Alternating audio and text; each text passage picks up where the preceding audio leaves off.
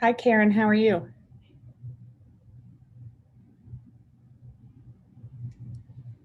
I want to make sure that it's set up. Can somebody unmute and just say hello? Good morning. I'm trying to print out today's Ignite participant guide, so I kind of hid my view. Oh, that's okay. All of a sudden, Yeah. I haven't heard anyone say anything, and I want to make sure that it's set up. There I am. I just have to print this stuff out first. No problem. Can I ask a quick question? Sure. Where can I find the participant guide? This is my first one that I'm doing. Well, there's many ways, but if you want to put your email in the chat box, I could send it to you. Okay, great. Thank you.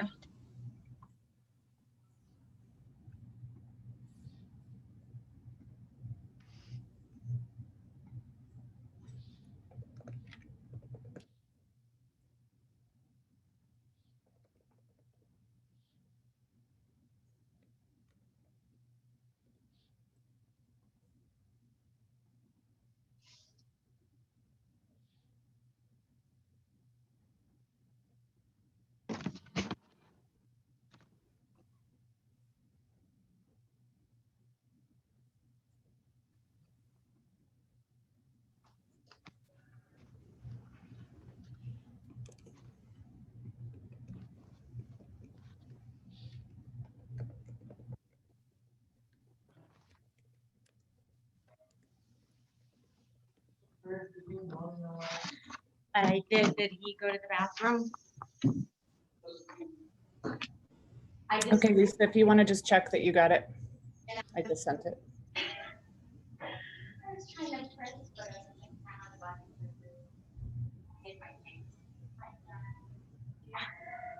So I have to, just kind of.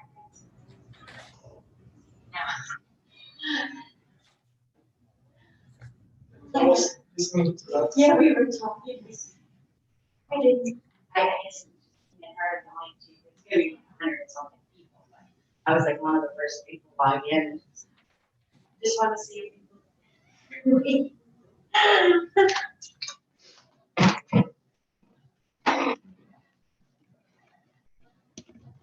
Yeah, a lot of times you have to role play things in the book, and then I have to toggle back and forth to something I've downloaded, and it's easier. Oh my goodness.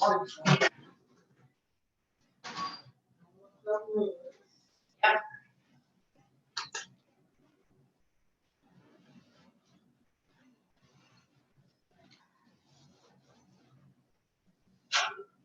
That's something I make sure.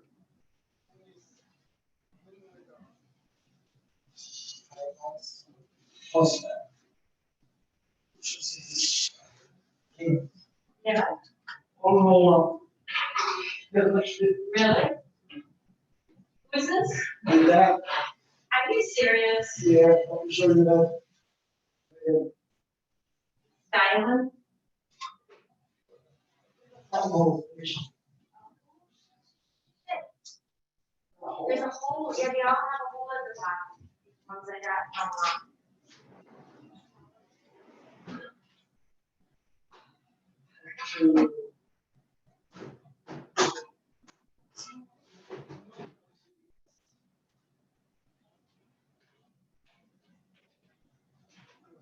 I'm sure you know this.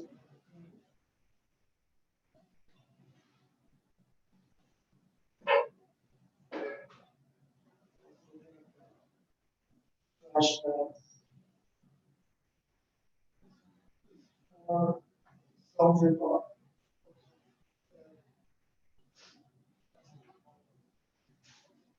Oh,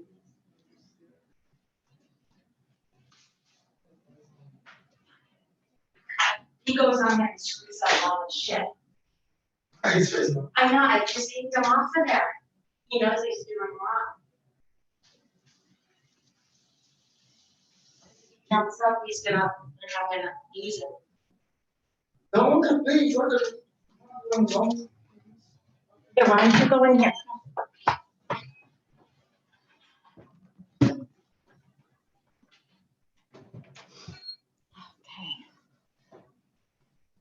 You don't look like Cassie.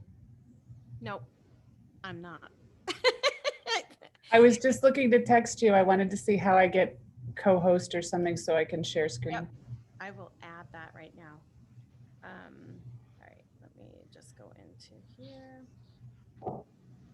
Sarah. Let me just make my,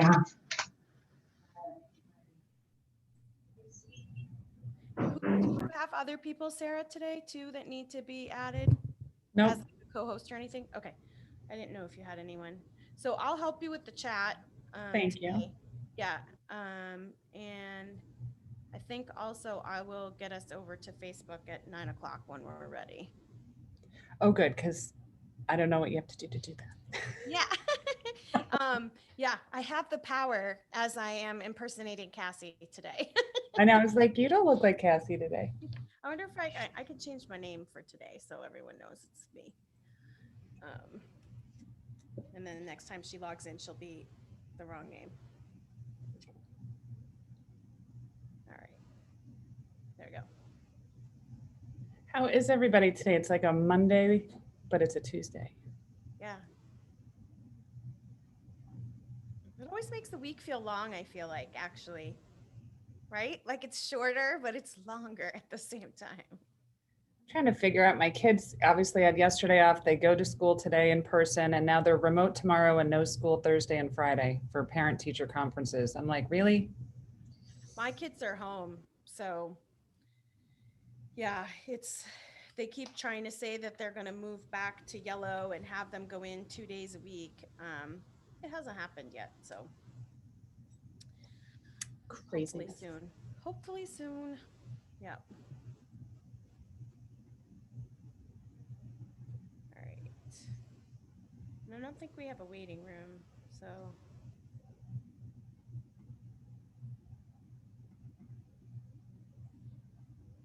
Oops. All righty. Good morning. Good morning. Morning, Sarah. Hi, Mary. Thank you for the link. Of course. Anytime.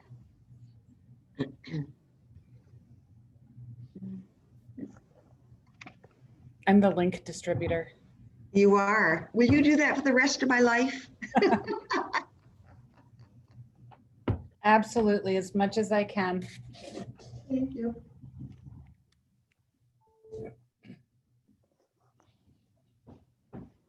Morning, Sarah. Good morning, Adele. How are you? I'm doing great. How are you? I'm good. I have coffee. And there was no line today. Okay. Hello? Oh, there you are. I couldn't hear you for a bit. I was saying I couldn't believe there was no line today at Ah. Starbucks. It was like everybody knew that I was trying to get out the door. I know, huh? Well, actually, hold on. This is a Starbucks coffee cup because I love their cups.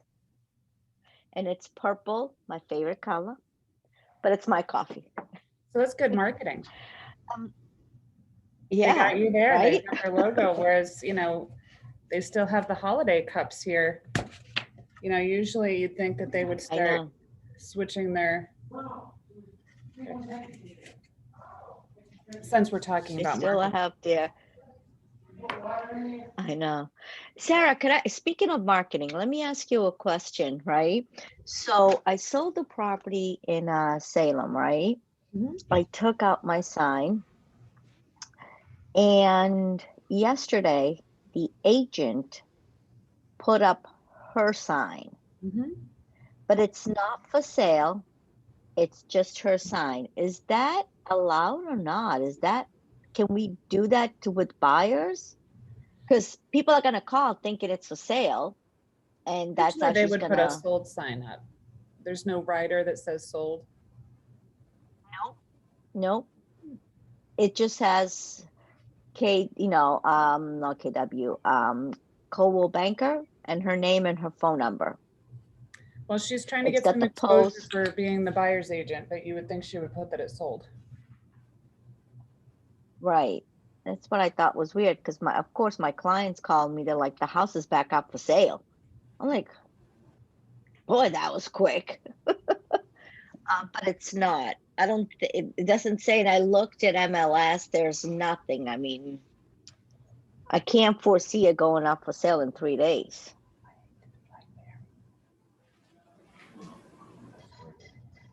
I'll just send you the link. So Sarah, it's 9 o'clock and I have us live on Facebook. So All right, so we're gonna get going. I am just sending out the link to somebody else here today. So I wanted to find out, you guys spent the last session talking about prospecting. And I know that you talked a little bit about the differences between prospecting and marketing. So I wanted to start off and just ask you guys, we're going to talk about this in a little bit as well, but what are your biggest ahas about the differences between prospecting and marketing?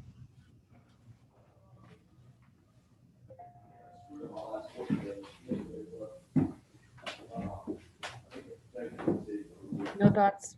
It's okay. I can tell you something.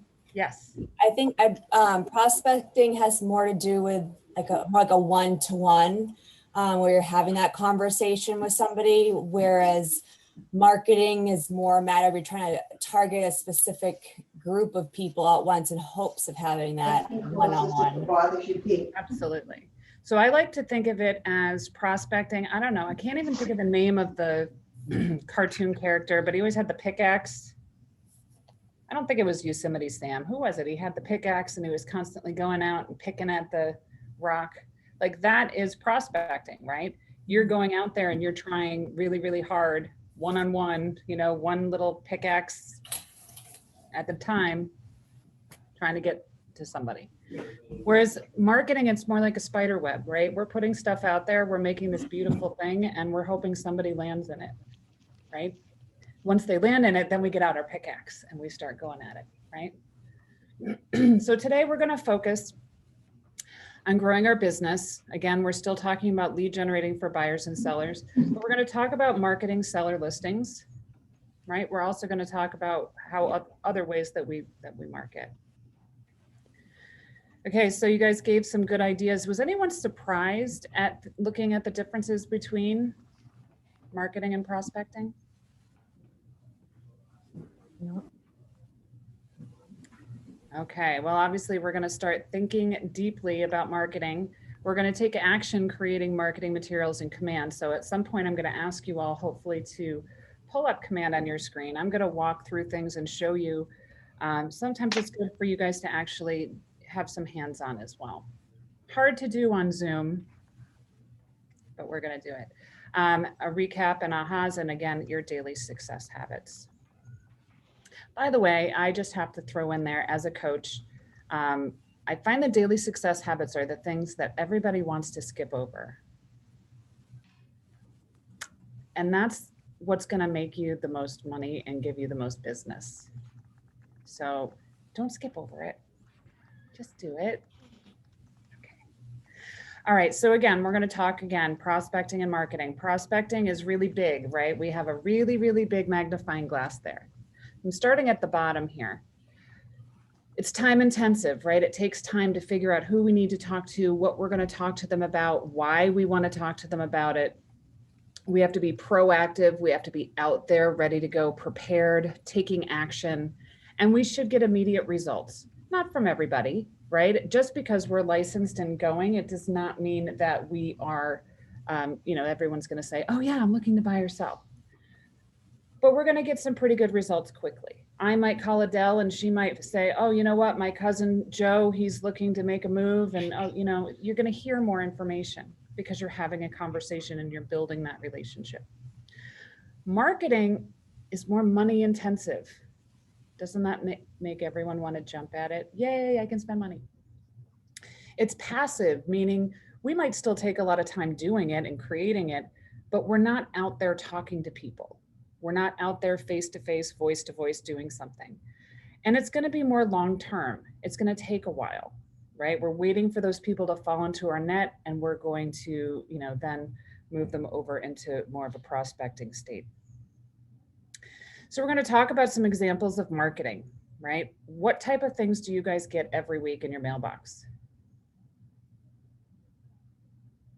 Flyers. Mhm.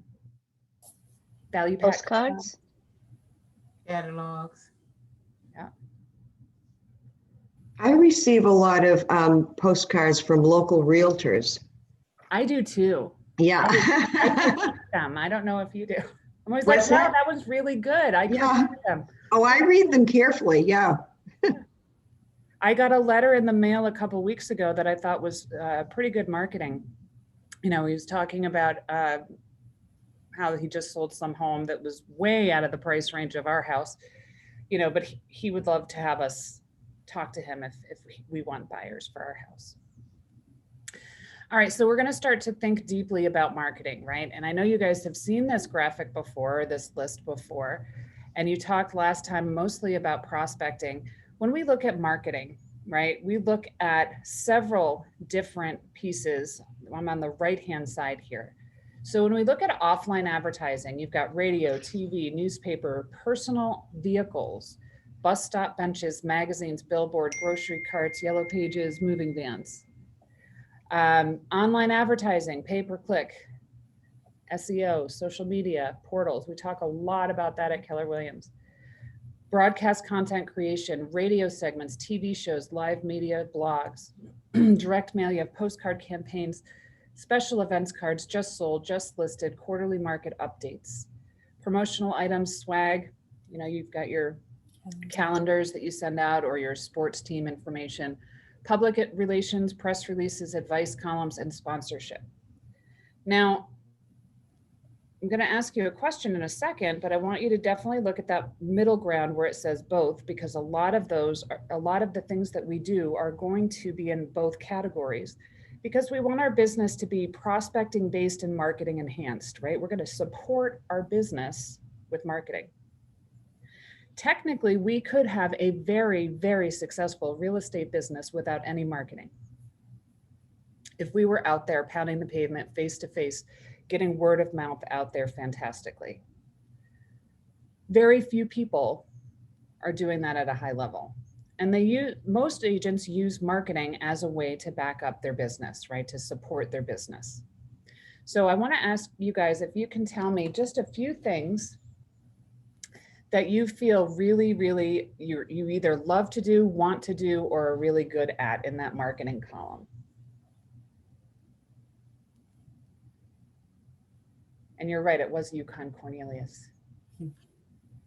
That is him, the pickaxe. I'm really good at face-to-face and door knocking. Yep. And what do you bring with you when you go door knocking? So I make these little either door hangers or like a postcard with my business card, and maybe like around Valentine's Day, I'll do little candies. Yep. Anybody else?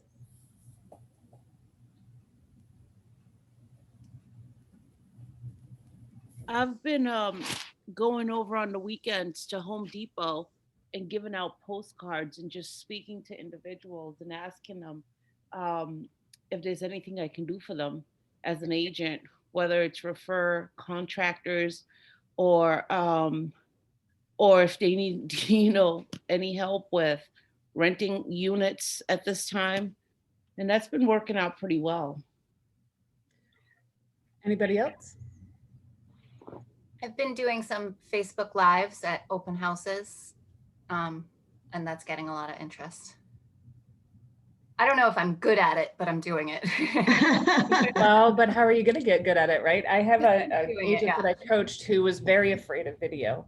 And I had said, well, I'm challenging you that by the end of the weekend, you're going to do a video. And I got her all pumped up about it. And I said, listen, point the camera at the house. I said, you can walk up and you could, I guess, be like this. And you could just talk about, hey, we're at 123 Main Street. I said, just don't go like this. You want to go really slow. I see the video she did, and she's out front with it pointing at her face, and she's like, hi, I'm so-and-so, agent with Keller Williams, and we're here at 123 Main Street. And then she flips the camera and she goes through the whole house. I was like, wow. And what people loved about it, I'm going to be honest with you, and this is way before COVID, what people loved about it was it was her. It was real. It was not this professionally made video, and not that people don't love it, but this is things that I find hang people up. it was just her standing out there doing her thing, you know, laughing a lot and walking through the house and talking about the house. She got so much of a reaction on it that she's constantly going out now and doing these.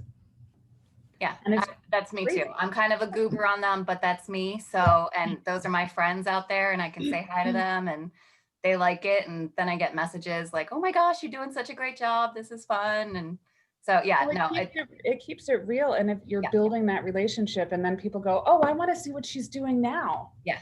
Yeah. So when you look at this list too, you can tell that there are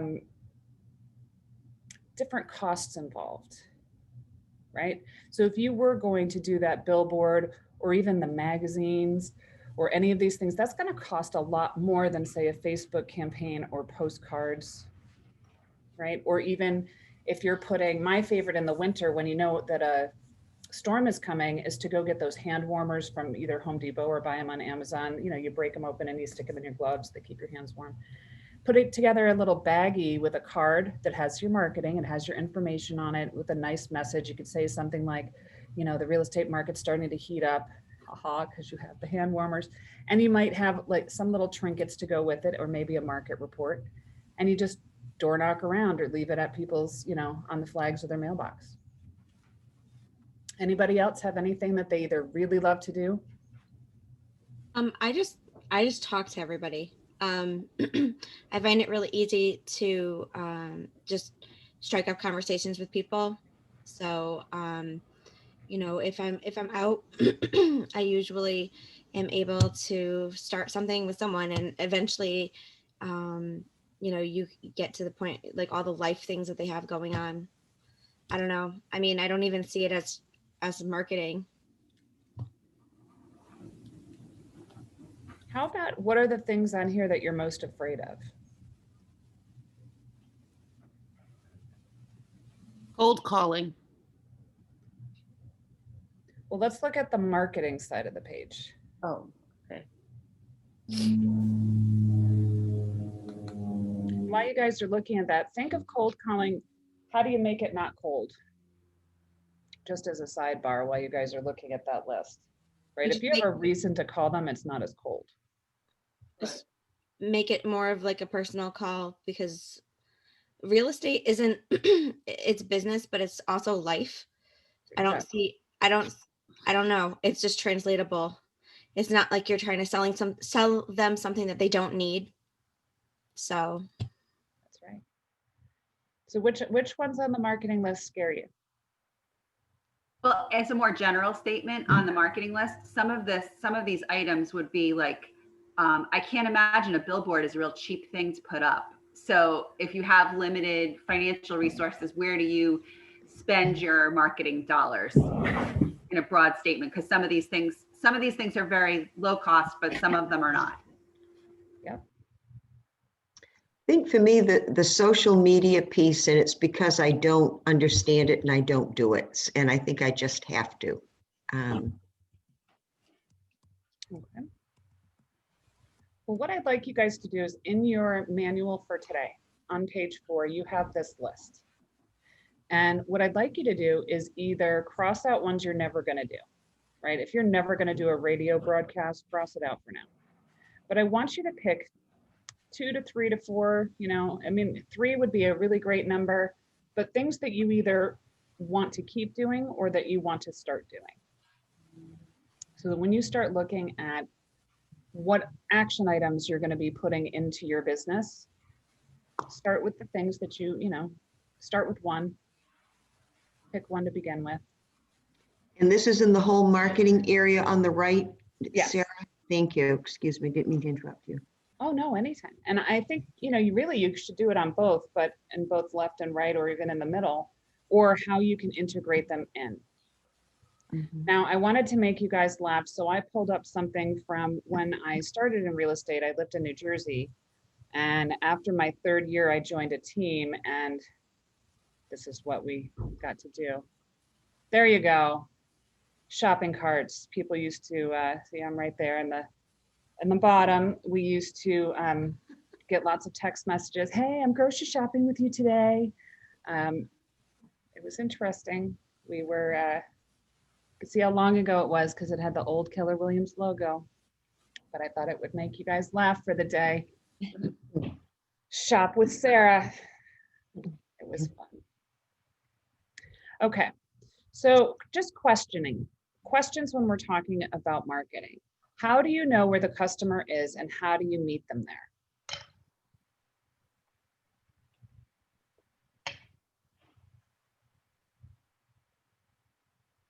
Really, you're not going to know where they are, right? So we have to make an educated guess. So I can tell you, where are they? Well, they're at their house right now. What do they do when they're on their house? Well, they're probably on their computer. We do get the mail mostly, although lately it's taking an incredible amount of time for most things to get delivered to us. Maybe it's just where I live. Could be a problem with my area. But how do we meet them there, right? We have to start thinking about where people go. How do we communicate our value proposition? What are the words that we use? So if we have a tagline or if we want to, really talk about where we're at. So Erin, I know you were a teacher, right? She might have a tagline that's talking about educating you on the market or educating you on the home buying process or whatever her value is. How are you communicating that? Definitely. And actually my whole team ended up being teachers and social workers. So all of our stuff was around how we would take care of you and educate you through the process. Yeah. And I bet that's on every piece of marketing that you do. Right? How can we come from contribution or connect in a meaningful way?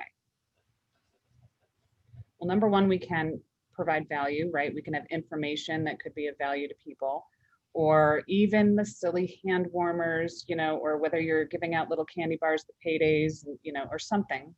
Give out 100 grand bars. You can make some silly message about you're giving them 100 grand, right? That's going to connect with them because they're going to laugh, right?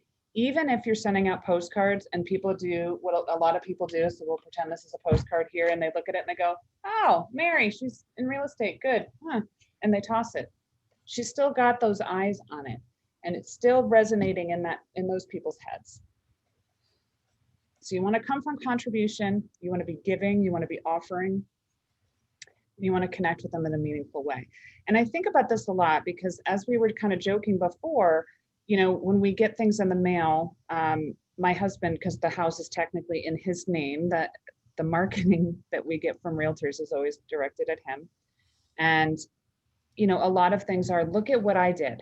Look at me. I sold 800 homes this year. Look at them all on the paper, me, right? That's not really offering value.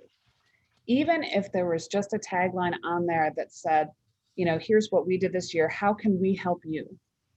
Or we're looking to help, 40 families this year find their new home, or whatever your message is, how does it come from a place that's offering something to someone else? Okay, how important do you guys think that branding and aesthetic consistency is in your marketing? Very important. Very, very important. So I was joking with Adele at the beginning of the call, so I stopped at Starbucks this morning, right? I've got my little Starbucks lady on here, and I was saying how I'm surprised that they still have their holiday cups out. Usually by now they would have switched over.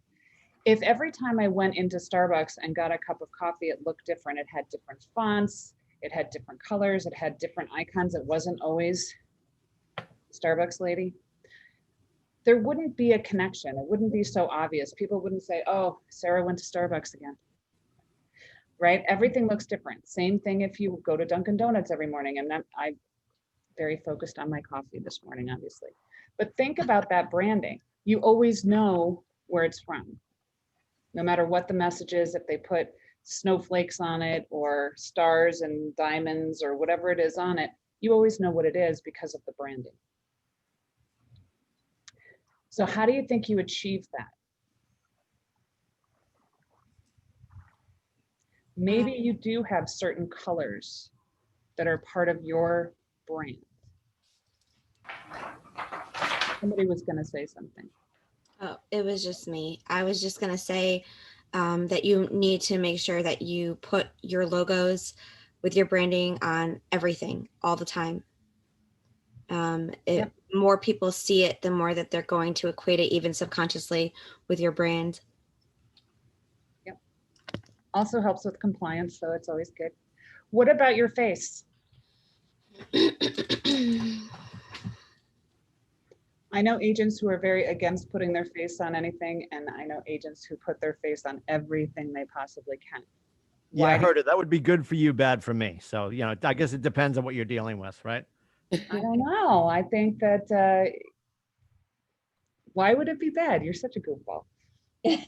Yeah, so good. Well, is there any final, is there any research that's been done on that to say whether or not, because I mean, I've read both sides where it's like people don't want to see your face, people, you know, want to know what you can do for them. I mean, what's the final conclusion? Is it a good thing or a bad thing? Well, here you go. So everyone's going to have their own opinion. And I know Vilma has a question, but everybody has their own opinion. Now, if I didn't know who Tim Lindsay was, right? And I keep getting stuff from him. I could walk by him on the street and not even know that that was him. Amen. If his face is on everything, he's recognizable. It's part of the brand. So you become your brand. Okay, Vilma, what's your question? Yeah, well, it's not a question, it's just like a little response to that. I like people to see my face, because when I meet them at the showing or they come into the open house, I want them to be able to recognize me. And it makes them more approachable to myself, because when they see me, they recognize, oh, that's Vilma, and they feel more friendly, like if they knew me, even if that's where they met me. Yeah, it helps them to feel safe, that's Vilma. I love the comment that Joseph just put in the chat. You want to be the small town mayor where everybody knows your face.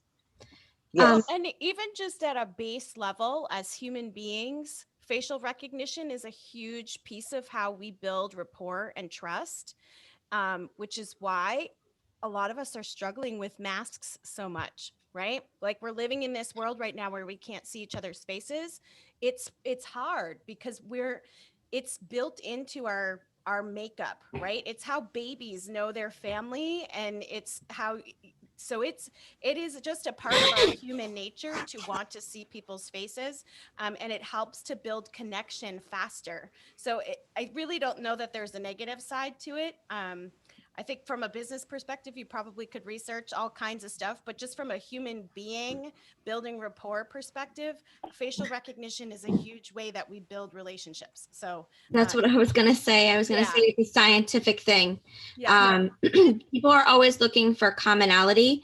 That's one of the reasons why they say that people recognize certain features of their own before others. And so if they look on your face and they see that they have something that somehow resonates with them, they're going to come to you. Yep. Also, someone might find you very approachable in your picture. That can also help, right? It gives them a sense of who you are. But it's also important to have an updated picture, because if I have a picture of when I was 18, they're not going to recognize me. I don't know. I think we all need a picture like this now. Yeah, right. Exactly. I know. Actually, I hate to say it, you could do some really fun marketing where you're, just a still picture where your eyes are hanging over. It's so embarrassing, I find now, when you walk into some place and you don't even recognize someone. Yes, because you can't see their whole face. That's happened to me more than once. And I'm like, oh, they were a client and I don't even, I have no idea who they are. Yeah, it's embarrassing. Yeah, like at our market center, I'm walking around like, hey, chief, how are you? Chair, it's the chairman and the board. Because I don't, you can't, we have a lot of new agents and they're wearing their masks. Like, hey, Tim, I'm like, good to see you, Stacy. It was Ted, actually, but that's fine. They have those masks now that you can buy that look like you're not wearing a print mask. at the bottom half of your face. Have you guys seen them? That's cool. It actually works for some people. I've seen them around. And, of course, like they're smiling or something, but so they always look happy. But yeah, you can actually do that, I suppose, if you wanted to. So Cynthia asked a question in the chat, where do you design a face mask with a logo? So I'm now collecting them from teams in my office, and they're like, are you gonna wear them? And I'm like, well, yeah, because otherwise why would I take them? So Vistaprint seems to be where people are going, at least here, because lots of people. So you can see, you know, you've got the logo on the side. It's a pretty decent mask. They have all different colors. This one's a light one. So I would say check out Vistaprint. I know there's a lot of places that do them, but why not? It's a great way to get your name out there, because I can't get this one open. This one's from State Line. But when you get that, what do people see? Everywhere you go. Yeah. So why not? So Vistaprint. Sarah, there's a great guy, David James. I'll put his contact information. He's a KW agent out in the Chicago area that does branded products. Yeah. It's Real Estate Concierge. I'll drop his stuff in the chat. One thing I've been trying to do, so I've been in real estate for about 12 and a half years now, and my children were very young when I started. My youngest was 2, he's now 14. So I have been trying to get them to wear either a hat or a t-shirt that says, want to buy a house, call my mom, you know, want to sell your house, call my mom. And I told them I would give them $100 if I got, you know, I mean, because they were little, I was thinking that sounded astronomical. You know, I'd give them $100 if I got business from them wearing one of these articles. And my son, who's now 17, he was probably 8 at the time, and he goes, $100? I think 500 sounds better. And I'm like, oh my God. Well, if I made like $10,000 from a closing, well, yes, but I'm going to put most of it in your bank account. Like, you can't use it, right? So it was very funny. But at the same time, I was like, not a bad idea. Okay, how? I wanted to say something. It's Rhonda about this picture business. Yeah. So one of the things this course has been opening up for me, and it's in my face, is I realize that I'm more introverted than I am extroverted, even though I'm really great at presentations and I was a teacher. And so what I realize is the picture actually is quite helpful for introverts, because it actually is making me feel more comfortable when I'm meeting people.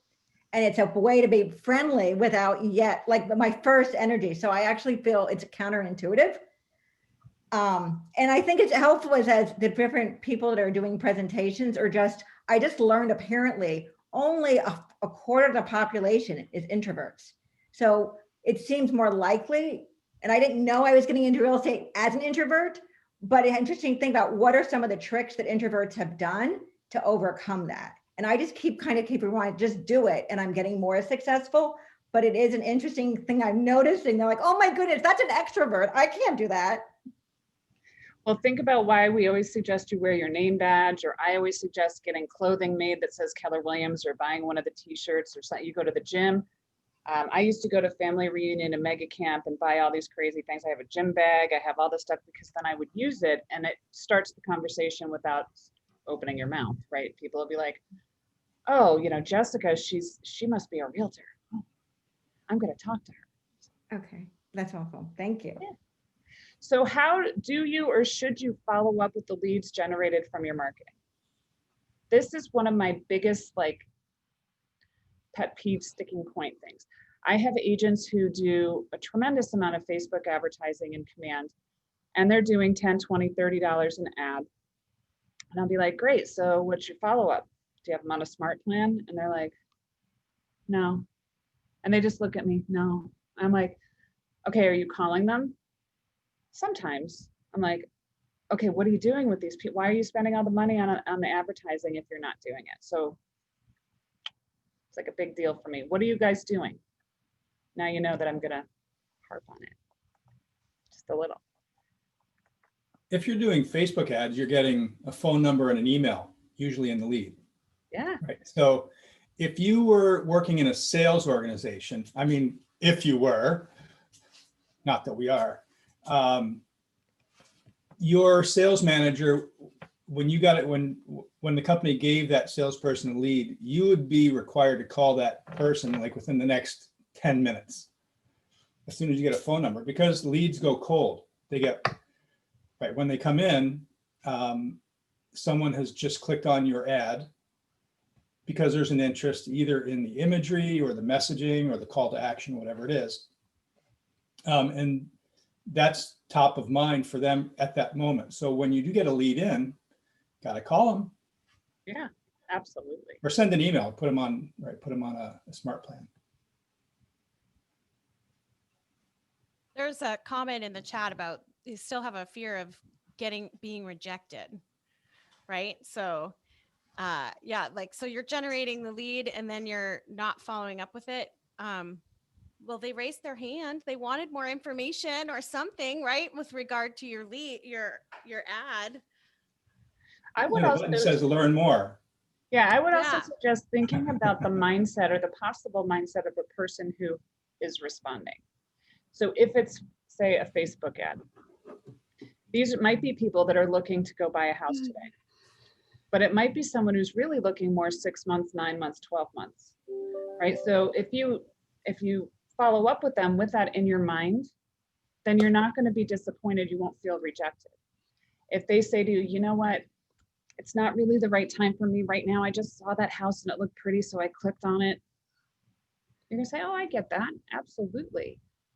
And you're gonna keep going. But I wouldn't feel rejected by it. Okay, so are you guys ready to dive into some fun? We're gonna take action. I'm gonna talk a little bit about Command and do some demos. And then I would love it if you guys could get Command open on your end as well. But to start off, I'm just gonna kind of go through a few things. So on the screen, it's showing you, what designs looks like in Command, right? We have different templates that Keller Williams has come up with for us. We have a whole dashboard that shows us the items we've already created, right? I'm going to show you how to use a template, how to rename and save it, and how to access them. But before we do that, I want to talk to you guys a little bit about, we've kind of covered this a little bit, but I want you to look at this image that's up on the screen, right? This is obviously an open house postcard, something stating they're having an open house. And I wanted you guys to tell me what you think of it.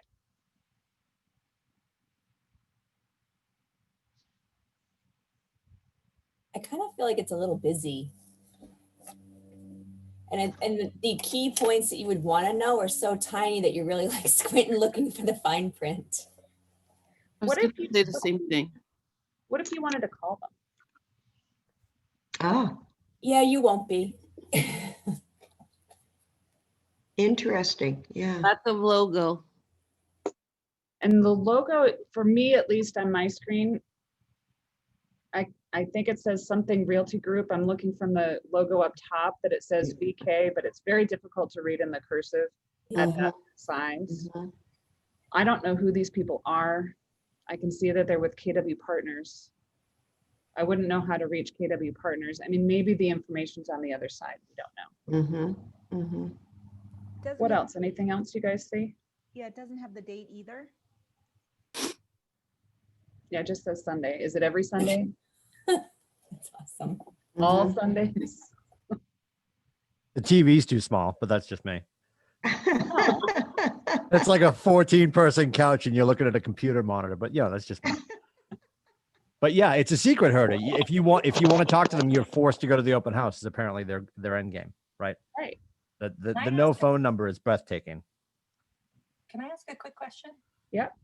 Is it okay not to put your office number on anything? I had a lead that called me off of a listing from Zillow, and I was in my car. I had a nice long conversation with this person and obviously could not write down her number, but assumed because it came on my cell phone that I would have it.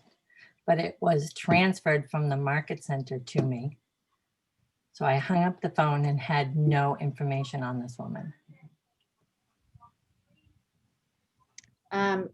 Do you use lead sheets just as a sidebar? No.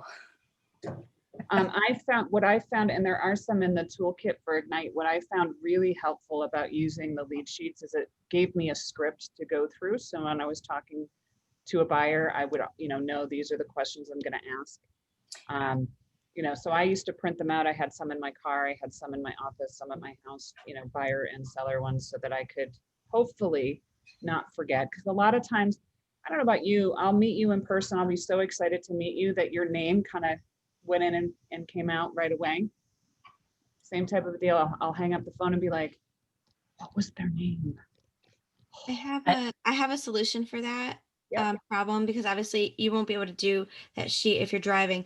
What I would say, I use Google Voice. I don't know if you're familiar with that service. It's free. And one of the things that I love about this, and there's a lot of things that I love about Google Voice. I mean, you can transfer it to different phone numbers without giving your actual number. Like if you want to take a call at your vacation house, you do not have to give your vacation house number out to everybody or have them call a different number. It's one number for like 5 or 6 different contact points you have via phone. But when you're in the car, you can actually hit one button on your phone and it will tell them this call is being recorded. So when you need to have information that you need to save for later, it's going to record the information. It's going to translate it into a readable transcript and send it to your Gmail account that is associated with your Google Voice number. So you can have all of the information at your fingertips when you get back to the office. That's a great idea. I did sign up for one and I do have a number, but I haven't been putting it on my business card. Mm-hmm. I kind of forgot all about it. Well, that's one of those things when you put it on your business card, that's so great too. It's a win for everybody. If you move, if you change phone numbers, your business number does not change. You just take your old number off of that list of Google Voice contacts, phone numbers, and you replace that forward call number. So you don't ever have to change your marketing stuff either. Great idea. Thank you. You're It welcome. might be, just from, I'm not a lawyer or anything like that, but just from a legal perspective, because it's something that I've run into in the past.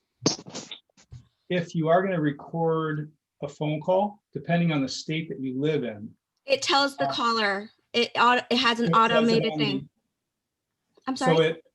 so it does it say it like? Yes, it says this call is now being recorded. So what you would Wow, say to your client is, amazing. listen, I'm in the car. I need to get some contact information from you. I can't write down. Do you mind if I record this call, this piece of the call? And if they don't want to record it anymore, like after that, and they want to talk to you privately, they'd have to call you back. I think. I don't think there's a turn off feature. But you've gotten their amazing. verbal permission to do it, and they know it's being done because it'll say it when you press the button. I've pressed it by accident sometimes and been like, I'm not a creep, I swear. So That's a great feature. That's a really great feature. it's amazing. And it's free if you have a Gmail account. I know, like if you don't announce that or it's not written or said anywhere, it's like a felony to record. Right, yeah. In a lot of So it states. tells, there's no way to turn off the warning or whatever you want to call it. I'm gonna Just check so you that guys out. know, your Keller Williams emails are all Gmails, so you all have Google. Is that if they're all Gmails, because I used to be the web administrator for a nonprofit that used a Gmail platform. Is the Google Voice it was activated, for lack of a better term? It's turned on in that feature. I haven't used Google Voice through the Keller Williams one, so I would have to look into that. The web administrator has to turn it on for everybody. And then the other thing about that too, which honestly, so being a web administrator for that, I know that porting out that number, like if you were to leave and you want to keep that same number, it has to be given up through the web administrator, which can be problematic. I probably would just use my personal one and forward it, to be honest, because it will be a pain. Just saying. Okay, Sarah? Scott has a Yeah, go question ahead. in here. Back to the open house flyer. Is it intentional to leave off price and any info about the listing, bedroom size, etc.? Well, here's what I would ask you. What's your intention with this card? If this is something that is strictly for the open house that is apparently, I'm going to guess, this coming Sunday from 12 to 2, probably putting the price on it is okay. If it's marketing you're going to be using for the lifetime of the listing, you might not want to put the price on it because it might change. But bedroom size, etc., I would think that, if you can fit it in, is always good to have, so people know if it's even something that they're interested in. So that's a very good point.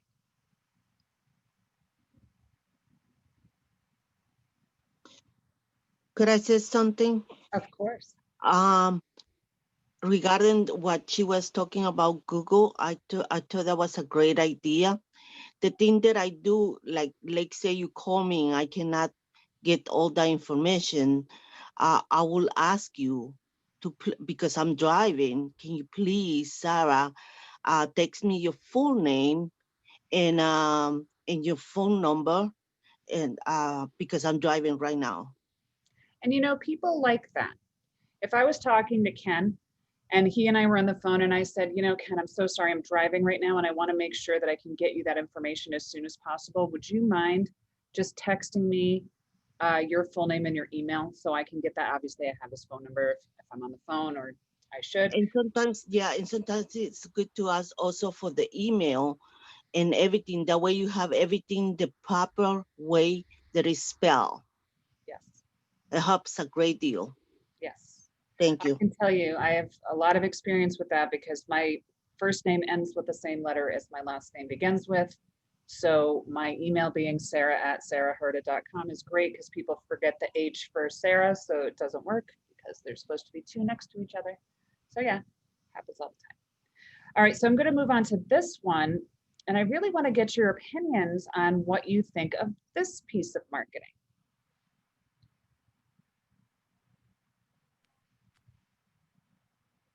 I don't know which house.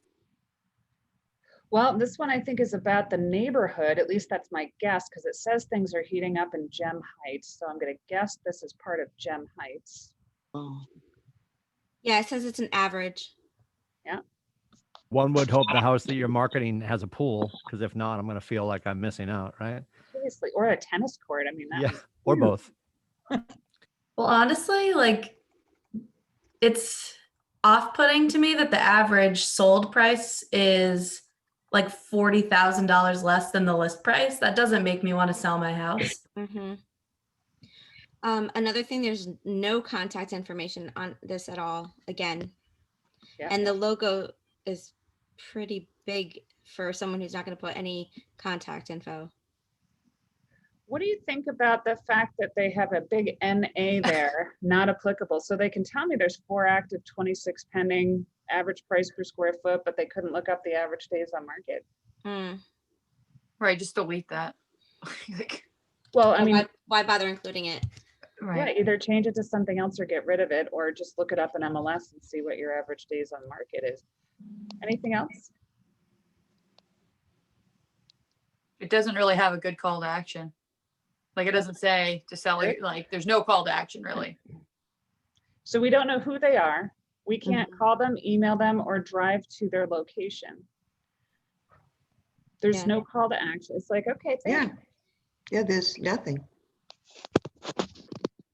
The reason why I'm having you guys look at this is when you start to create your own, I want you to look at it critically and say, if I didn't know who I was, would I be able to take a call to action, know what to do, know what this is about, or go, okay, and toss it, right? Sarah, what I find is interesting is there's so much going on.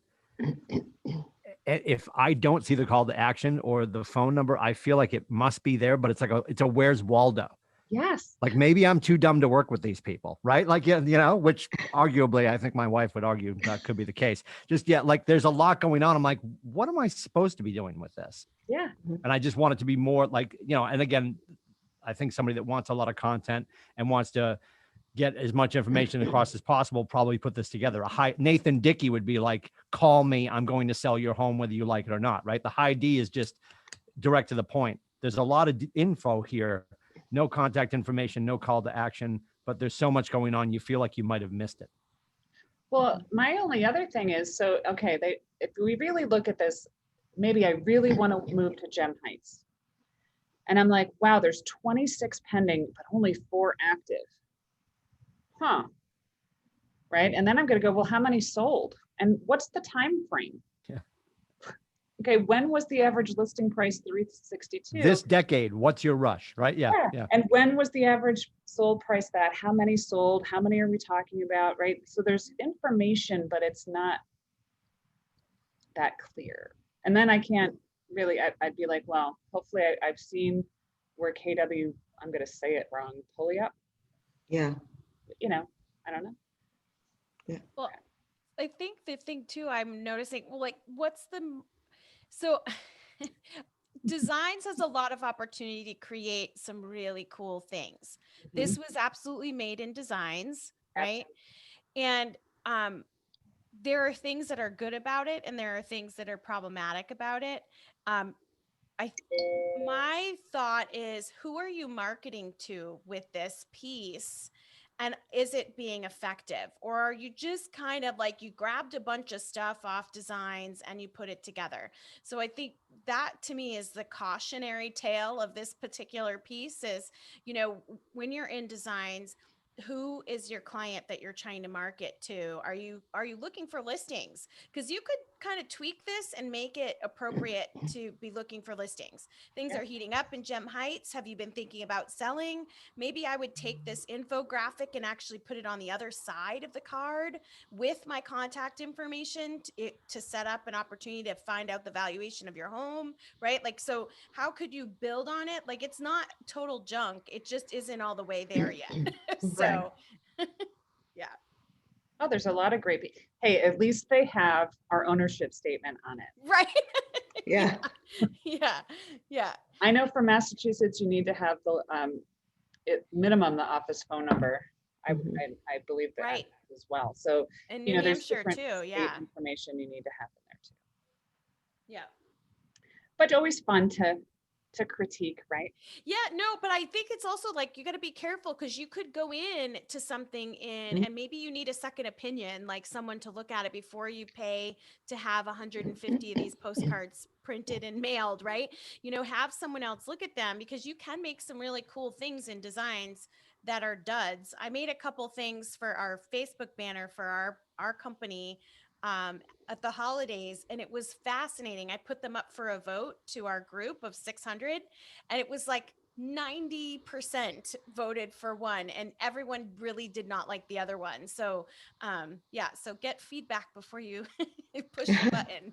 Here's the other thing, you know, I call it a, you know, well, my C is very low unless it's looking at somebody else's work. So if I'm working on something for a while, I could misspell Keller Williams and not even notice it. I can misspell my name and not even notice it, because I'm looking at it so much. And then, but if it's somebody else's, if Aaron did it and said, what do you think? I'd be like, oh, well, look, you spelled Keller Williams wrong. And look at there, you did that wrong. But if it's me doing it, it's like my brain overlooks it. So a lot of times it is good to just be like, hey, can you just look at this for 5 seconds and just see what you think? And they'll be like, Sarah, you spelled your name wrong. Like, crazy. All right, how about this one? What do you guys I think? just have a quick question before we move on, if you don't mind. I was looking at some of those market snapshots from the design in Command. I'm just curious how accurate that information is, or how often they update it, because for a neighborhood that I pulled that information, it didn't seem right. Like they're saying that the average, similar to what you were just showing, it showed the average list price, the average sold price was like 10 or 20 grand below that. And that's not what's happening right now. So just, I don't know. I'm just curious where that information is coming from. So it comes from a company called nextdoor.com that we've partnered with. I can tell you that in my area, it's not accurate. So what I say to agents in my office is, you know what, pull up the fun graphic. And in Designs, I just take a black box and go over and just type in the information. I just look it up in MLS. I mean, I'm going to go in, I'm going to say, Andover, Massachusetts, what's the average listing price? Boom, I can just type it in. You know, while I might not be able to see if I spelled my name correctly, I'm a little bit neurotic with making sure if I'm putting data out there, I want it to be correct. So I'm always going to look it up anyway and confirm it. Okay, that's really helpful. Thank you. Sure. Okay, what do you guys think about this one? There's no RSVP date, place to call, email to respond. Mm-hmm. But it's great. What entails an adult? Adults only. What qualifies you as an adult? That's true. Is it 18 plus? Is it 21 plus? Is it financing? Mhm. And there's no phone number or name of an agent. Mhm. You guys are getting it, right? We got to make sure we put not only some sort of call to action on there, but also a way that they can reach out to you. What about this one?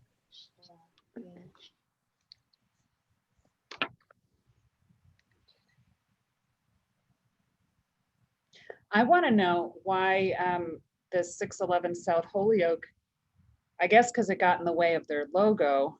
It's hard to like, what is it? Okay, it's a house, but why do the other ones have the Yeah. price in bedrooms and bathrooms or vacant lot, but that one doesn't? Visually, I don't like this one at all. It's just, I mean, I don't know. It's just not attractive. There's like the layout, the everything about this one is, I would start over. So, right. Why? I mean, I sit there going, why? So the red just listed to me blends in with the images, but also the font looks different than the word pending. All I look at is that really dark pending, you know, the blue, and I'm going, well, I wonder why, you know, the pending is more important. But also, if you look, there's a border on the right of the one that says pending, but there's no border on the left. And it says it's all in the details, and I can see, wait, is it Armstrong? Or is it Signature Partners? And how would I reach them? And who are they? And what am I supposed to do with it? It's definitely not visually attractive. That lot looks really sad. Yeah, the one in the middle, it looks like it had like a brush fire. Like and it looks cold. Yeah. It looks like it is a brush fire. Yeah. It seems a little ironic too, because their caption up top is "It's all in the details," but there's not very good details. There's too many details. It's- Literally. Maybe get rid of the words in the, it's all details. Oh, there you go. All right, how about this one? Twilight shot in this one.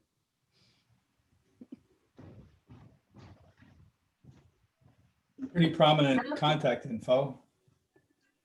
I don't think there's a call to action here. It's just kind of like, it's sold. Yay. Right. Where is it? Well, where is it? Now, I could be wrong because I was an art major, not an English major, but multiple offers, 15,000 over ask. Over ask. Ask? Asking price, list price? I mean, what is ask? Over ask? I don't know. Maybe Yeah, I'm that's like realtor speak that most No. people don't get. I think most people can like disseminate it though. I don't know. I Yeah. didn't know, I wasn't a realtor and I know what that meant before I did this. The wording is kind of just randomly placed. Well, we want to make it about them and not about us too. So if it said sold with multiple over offers, 15,000 over asking for Herta's liking, and then how can Brendan help you? Right?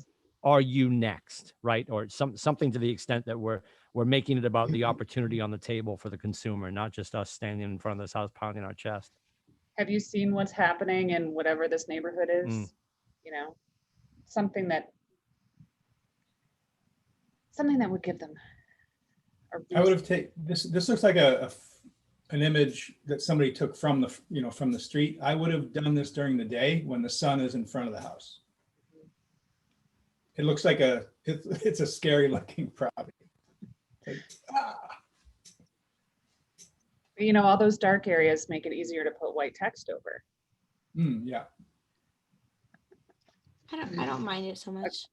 So what I want to do is I want to start to go through command a little bit. Okay, so I'm going to switch over and share my command screen.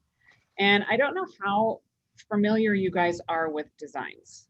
So I'm just going to kind of go in and give an overview. And if you want, you can say, we already know all this, stop talking. So in command, you guys know by now you have all the different applets. If you click on the white and the red box, all the names will pop out for you. I'm going to come down here to designs. And when I open up designs, it's going to show me everything that I've already created in the middle. So if you have nothing in the middle when you open up designs, it just means you haven't created anything yet. I seem to have 311 things so far. So that's why you see all the things up front. Now these at the top, email, landing page, social, what that is it is sorting everything I've already created into, in this case, email, or I can look at landing pages, or I can look at social images, or I can look at print images, right? So again, these are not going to do anything for you if you haven't yet created anything. Otherwise, you can sort by what you've created. There is a search feature in here. So if I were to come in and I'm just going to put market, I want to look at market reports that I've created, right? Now, you have to be really good here at naming what you're doing if you want to use the search bar. Because otherwise, if I were to put stats, nothing's going to come up, right? Because I called it market reports, not market stats. So you've got that at the top. So let's say we want to actually create something. I'm going to come down to the bottom to where you see this teal circle with the plus sign. And that's really how I get in to create anything. So I'm going to start and I'm going to click on that. You see, I have 5 options. I have email, social, print, video, or import.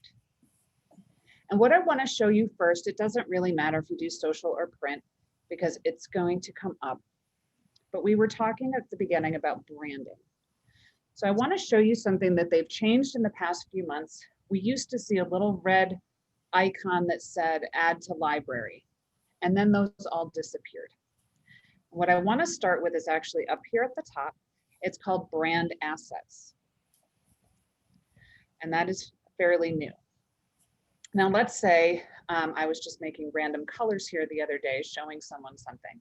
But let's say I had different color palettes. So we talked about, you know, okay, Starbucks for the winter, they have their red and their green, and they have some that are blue and white and everything.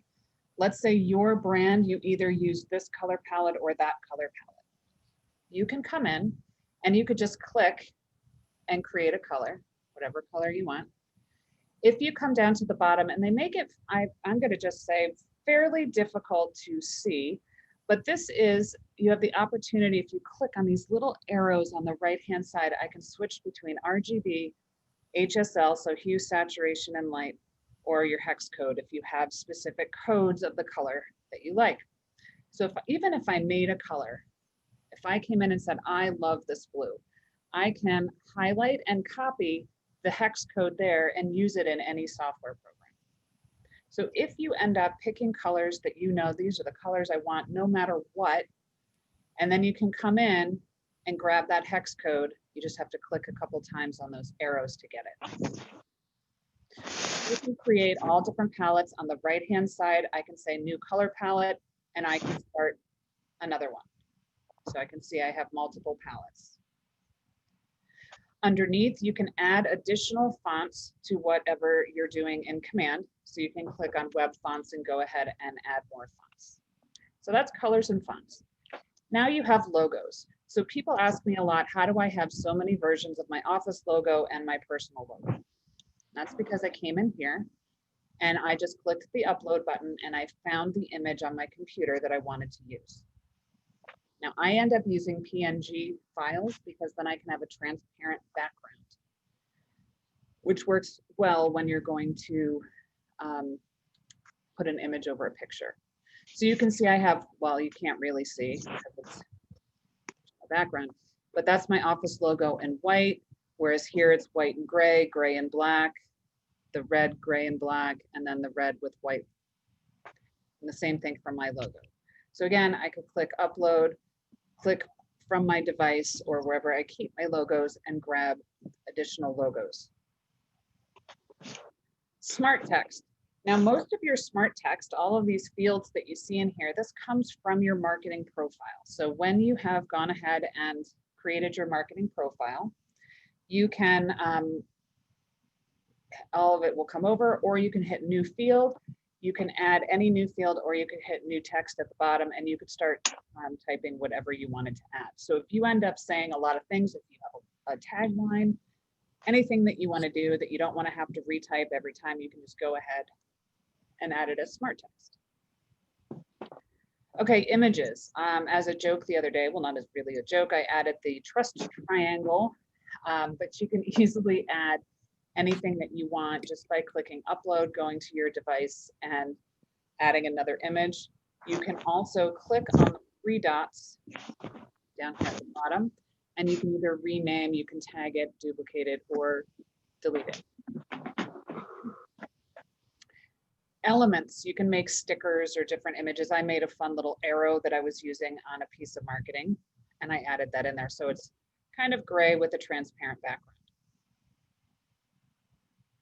If you had videos that you wanted to add in, you can add those there, or if you had specific files that you wanted to place in. So under brand assets, you can add a lot of things that will make your life easier as you're going on. The two things that, or I should say 3 things that I found most people use this for would be colors and fonts, logos, whether it's their own logos or their office logos, and if they have different headshots. I want to know why this one is all squishy. It looks skinny. Okay. So that's everything under brand assets. Now, if I wanted to go back to where I was before, I was just on the templates tab. So I'm just looking up here at the top, right? I have templates, my designs, and brand assets. And when I look at this here, it's automatically opened up to the KW app. That just happens when you go into social the first time. And I want you to notice on the left-hand side, you have all of these different categories. So you have the app, listings, buyer, lead gen, and so on. If I click to open that up, I will get different options. For the app, you really only have this one option. And you can see they're all social squares. So if I look, I've got all these different images that I could use. If I have a listing coming on and I click to expand listings on the left-hand side, you can see I have for sale, I have just listed, I have price updates, neighborhood snapshots, kind of like what we were discussing before, open house, under contract, right? There's all different ones. And this again is under the social category, not the print category. If we were under print, you would see the listing presentation, and under buyer, the buyer presentation. This one has the buyer presentation. So you have here all different items that you can start with, right? Whatever it is that you're looking for. What I like to share with people is these are images. So if I really liked the layout here for this one that is technically in the open house category, I can change everything about it so it doesn't say open house, or it doesn't say, if I'm in just sold, just sold. I could make it say whatever I want because these are just words, they're just text. The other thing I want you to notice is up at the top, it says all, social wide, social square, and social stories. If I click on these, it sorts it so that all I see are the ones that are the wide format, or just the ones that are the square format, or just the ones that are the tall format. It can make it a little bit easier on your eye to, to kind of narrow down what you're looking at rather than all of it all at once.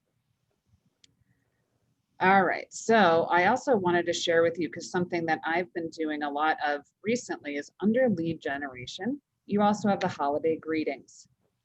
Again, across the top, you have your wide, your square, and your tall. I've actually been creating these as soon as they come out, and then I set it up to automatically go out, which is great. But whenever you know that there's a holiday coming, it's a good place to come, and you don't have to actually create it other than adding potentially your logo and your information onto it. So it can be helpful. I'm going to quickly bounce over to the other side, to the print side, because I just want to show you some different things that are in here. So you're going to see it looks pretty much the same, right? I have my categories on the left, and Right now, there's only one option for sizing, which is the standard postcard. But again, if I go to the app, it looks very similar to the other one, but instead of being squares, these are all formatted either for jumbo postcards, letter size flyers, large postcards, or standard postcards. Same thing if I go under listings, but you'll notice the first option I have is listing presentation, and we now have 5 options, and they're the same information for the most part, it's just formatted differently. Again, I can go into for sale, just listed, and so on. But again, because these are made for print and not for social, I'm going to look here and see I can make door hangers. So someone was mentioning earlier, they like to do door hangers. Bifolds, so the bifolds that are the 11 by 17 vertical, those are your, your large fold over brochures for a property. Whereas the ones that are horizontal, it's folded like a book, right? So it folds down the middle like a book. You have trifolds, so obviously this would fold in 3 places if you wanted a pamphlet somewhere. Postcards that are portrait or postcards that are horizontal. So this is all under the print category. Aaron, I'm just answering your question. We went over the social just a little bit ago, right? So you've got all different options for those. Under local expert, you also have options here that are about if you want to give door numbers or neighborhood numbers. These are some great templates to go with. Again, under buyer, you have those neighborhood snapshots, Keller Mortgage, and buyer presentation. You now have 5 options there as well. When I go under lead gen, same as before, we have different options. You could actually do holiday greetings through there, but you have a lot less. Business basics here, you have business cards and letterhead. So if you wanted to create your own letterhead and only have to do it once, you could do it right there. Let's see, I'm going to skip over that for the second. And then under new designs at the bottom, they will pull up things that are new for you to see. So I just wanted to give you that little bit of an overview to give you an idea of what's in each side. So you want to think, what is the original use for it? Is it something for print or is it something for social? Now they pretty much work the same. So I'm going to go back to social for a second. They pretty much work the same. And just to kind of reiterate, you always click on the large plus sign at the bottom. I'm just going to go back over here. To create, you always come to this teal plus sign at the bottom. And then you choose what your output is. Okay. So I'm going to come in and I'm going to say I am going to do some door knocking and maybe I'm going to do it for an open house. So I'm going to come into an open house, or maybe I'm not door knocking, maybe I am doing a social ad, right? I have to have what my plan to do is. So I'm going to come in and I first have to decide what size I want. I like the square. So I'm going to come in and I'm going to choose the square. And I'm going to pick one of these and say, which one do I want? And then what I want you to notice is whenever I hover over any of these options, I get this little button that pops up in the top right that says use. So I'm going to click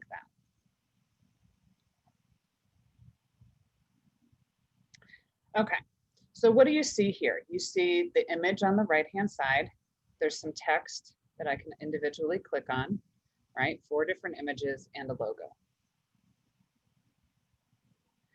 When I look at this window, what I want you to notice is on the far left, I have different things here. I have images, I have text, I have icons, logos, and KWLS. I've got those items right there. Then in this gray box, depending on what I choose, I have different items or different options, right? So if I'm under images, I have add, company, or assets. So we're going to go through what those are, but I just want to keep going across the top here. At the top, I have file, and I have different options under file.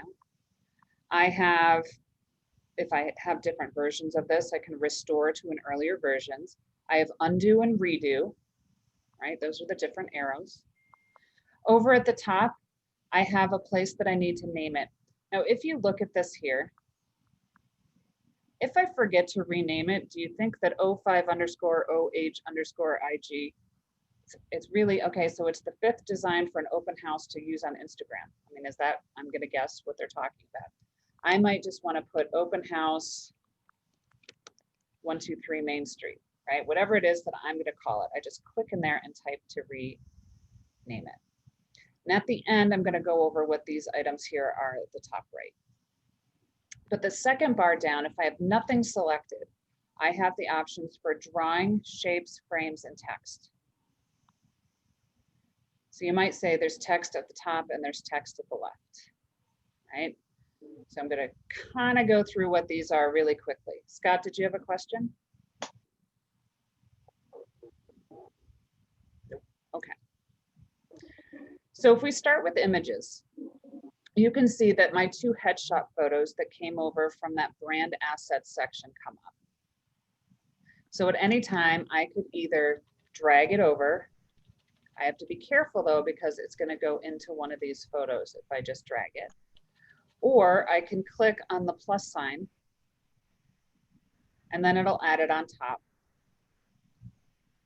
And then I can make it tiny. Now, once I have an image in there, just like what happened a minute ago, if I say, oh, you know what, I really want to use the one with the background, I can come over and I just have to make sure where I'm plopping it. But it'll go into that same size text box. So, you know, I can interchange. Now, if it's easier, because if you notice, this is a little difficult going, wait, where is it going? I can't really see. I can click right on the image itself. So I can see that it's selected. And when I hover over the image I want to change it to, see how I now have 2 little arrows that make a circle? When I click on that to hit replace, you can see it's going to replace that image. Now, when I look at this, I can see I look like my head's cut off. So if I really was going to use this image, I can double click on it, and then I have the tools to move it up or down, right? So I've got my image in there. I'm going to go back to this one. Got my image in there. If I didn't like these pictures, maybe this isn't for an open house. Maybe I don't have pictures of the house. Whatever my issue is, I can click here on the word company. Right up at the top on the sort of left. Oops, I just added my face in the middle there. Okay, if I click on company, I now get 6, 7, they've added more, 7 folders that have royalty-free, copyright-free images that I can use. So if I were to go ahead and say, well, for this, maybe I want to pick house interiors, and then I can come in and I can find a picture that I want to use.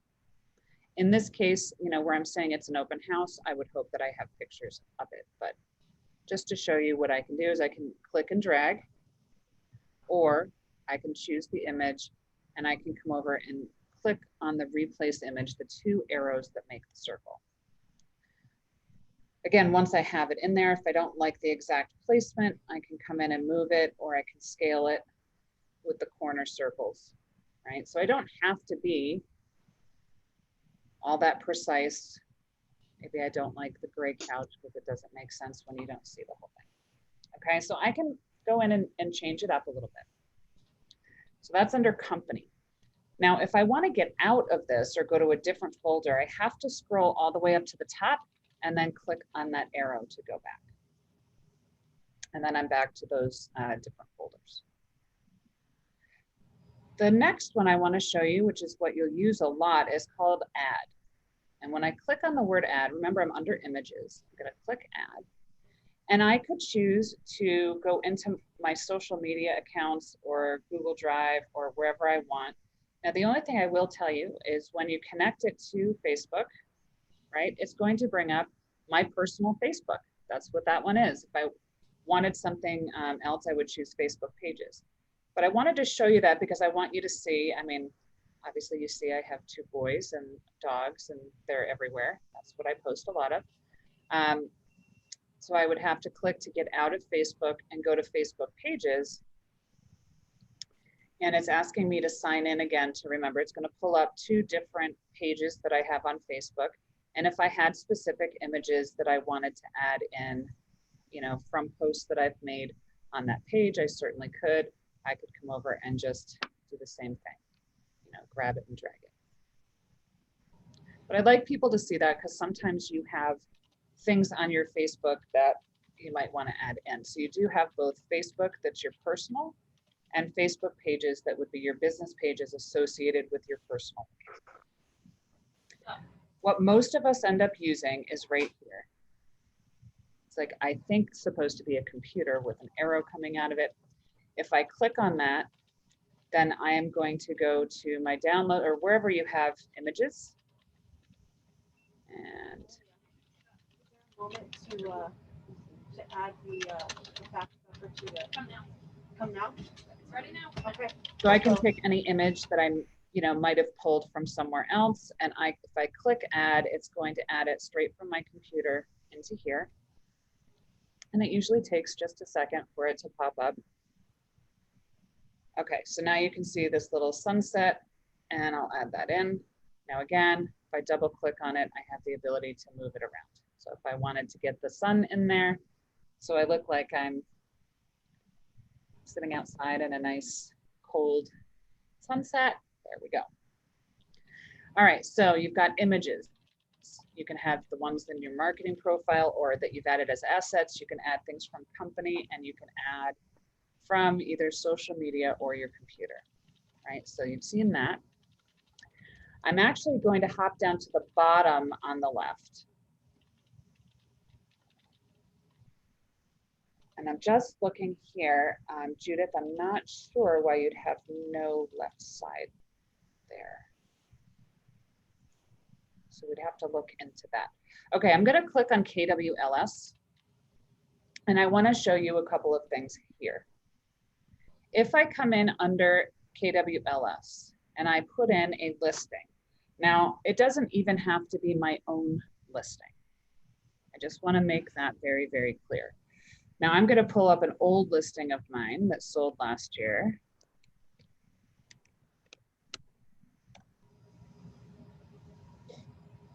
There's always a lot of it because it was listed many times. Now, oops, I'm like click happy today.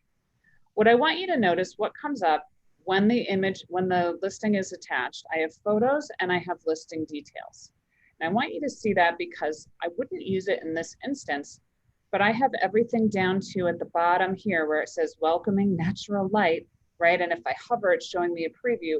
That's the whole write-up that I put into MLS, okay? And I can see all the different things there. So listing details gives you all the details. So if I really wanted it, I don't know why I would at this stage, but if I wanted it, I could just hit the plus sign and you can see it's adding the text with the Mirren MLS number, which I don't know why I'd want, but there it is. So if I go back to photos, I can come in and again, just like before, I can click and drag to move a picture in and I can, you know, fit it in there however I want it. And I can just go through and say, okay, well, what do I want? And I start to build up my image. This one has 4, right? So I have 4 pictures to add into this one. So once I get this the way that I like it, I'm pretty happy, right? But it is nice to have the feature with KWLS that I can just go right back and do that. If I go back up to text, you have my assets. So this is bringing everything over from your marketing profile. So all the things that we just talked about, or if I add in another field that I want to have time, bless you. Under company, I really just have this, each office is independently owned and operated, right? It's our ownership statement, but if I don't want to have to make sure I get it right, I could just click on it and I could put it somewhere down here. So for now, I'll just stick it there. Under banners, banners are kind of fun because banners are, it's like you've got your own little designer right there. You can come in and you can, you know, scroll through all these different things that are already created for you. So if you wanted to put a tag or if you wanted to put something in there. So let's say I really want this that says Sydney, Australia, and I'm going to stick it in. I'm going to make it smaller. Obviously, it's not going to say Sydney, Australia when I'm done with it. So I could stick it right up at the top. I can double click on it.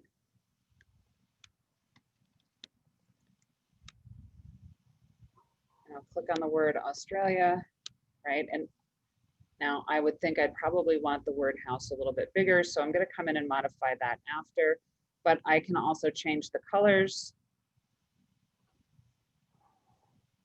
Right, so you could do so many different things, but I didn't have to sit and create that shape. So I wanted you to just see banners and quickly how they work. Obviously, we would play with that one a little bit. Under the word add, if you had text or images or something you wanted to add in from somewhere else, you can do that under the add area. Icons, so you can see the one I added this arrow, and it looks kind of pixely when it's big. You know, if I wanted it for something later, I don't really want it, so I'm going to delete it. Under the company, you have different, you know, icons for connecting with you. Under stock, these crack me up, by the way, these stock ones. You do have several folders which you can choose from. So if you decided you were going to have a party, you could come in and pick which types of icons that you wanted to have. So I will put a little jester hat on myself because why not?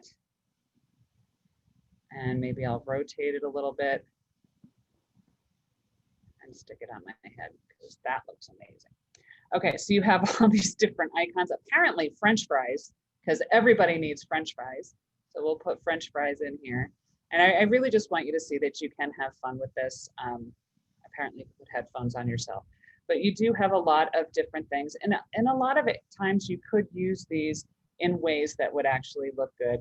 I'm just being a little silly here. Some of these, the borders can be really nice.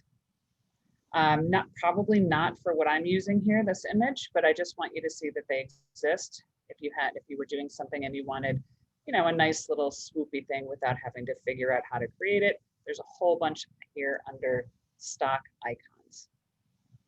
Again, if you had icons from somewhere else and you wanted to add them in, you could, and it's telling you it needs to be an SVG file.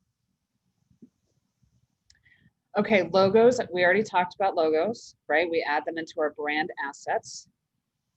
Under company logos, you can see that there are all different ones. You've got your Equal Housing Opportunity, National Association of Realtors. You've got lab stuff there. You've got generic Keller Williams logos. And if you're part of Keller Williams Luxury, you've got that there. So let's say that I'm going to get rid of the French fries because I just can't. All right, let's say I wanted to put my personal logo on this. I can drag it out. It looks ginormous, so I'm going to go ahead and make it small, and I can stick it right in the corner. And then I want to put, I don't want it to say KWDBA name, which is the generic, right? So I'm going to come in, I'm going to choose which one do I want. So maybe I'll add the one with the red. Nope, doesn't look good because I can't see it over what's behind the picture. I'm going to just grab the other one. Now, what I like to do is say, okay, how can I make these things not look like it's saying Sarah Herta in your face? So I want to start showing you some options that you have. When I click on the logo, do you see at the top, I have two options. One looks like a half moon cookie. That's what my kids love. That's opacity. And the other one is if there's an outline or a stroke. So what I'm going to do is choose opacity. So this is how transparent it is. So you can see it's pretty white right there. It's pretty full strength white. And if I pull the slider down, you can see it starts to disappear. So if I want it to look more like a watermark, maybe I'll go to 50% roughly, and you can see it's there, but I could still see the photograph through it. So again, I'm just going to put the KW logo up here for right now because it's a little bit easier to see on the dark background. And I could do the same thing if I wanted to bring that down just a little bit. So it starts to look a little bit friendlier. Okay, this is a mishmash of fun on this one here. I can double click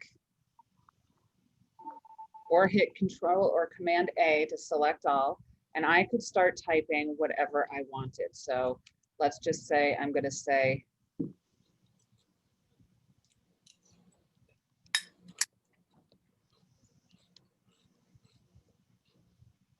keep going back until I get what I wanted to say. All right, so open house. Now, you notice how the word house moved down a row. This program uses text boxes. So whatever I do, I have to worry about the text box size. So it's right now a blue outline. So if I want this full word open house here, and Sunday beneath it, I have to make sure that it fits in the text box. Otherwise, it will do that where it starts to change the area. Excuse me. Two things that I can give you as tips that I have found work really well is number one, always make your text alignment to be centered.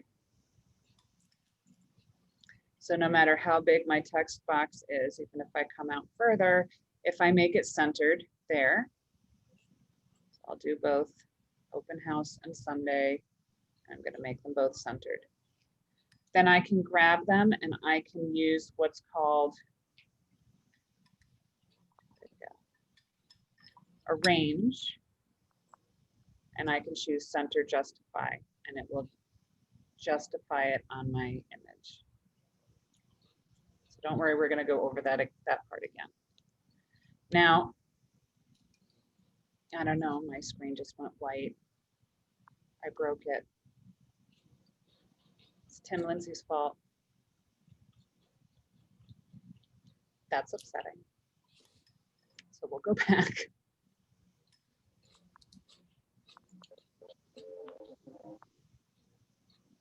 I think I broke command. Look at that. There is no recall, like the last thing you did? Well, no, but what I really would do is save as you go, which I didn't do. Okay, so again, all I did was center justify the text, which in this case, you don't see too much of a difference. And then I can use the center button, which is up at the top under arrange, and center it on the image itself. So these things start to become easier once you've done it more than once or twice.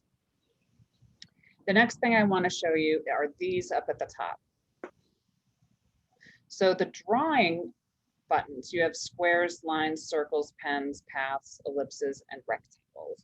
So if I choose the square, you can see I can just start drawing, and it's a square, so it's always going to be, you know, perfectly set. So now I have this big, you know, blue square. Another way that I can do the same thing is under shapes. I can choose a square. The difference is I'm not drawing it out, it's just coming in. What I want you to notice first, and it's hard to see probably on your screen, is, so I'm just going to make it really obvious.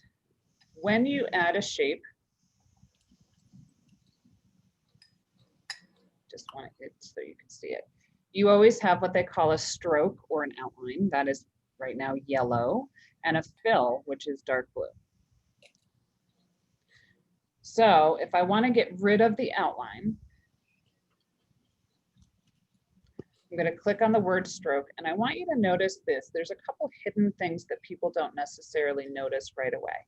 And the first one here is, it looks like diagonal lines, like a little box of twill here next to the word apply. I'm going to click on that and hit the word apply, and that outline will go away, just not exist anymore.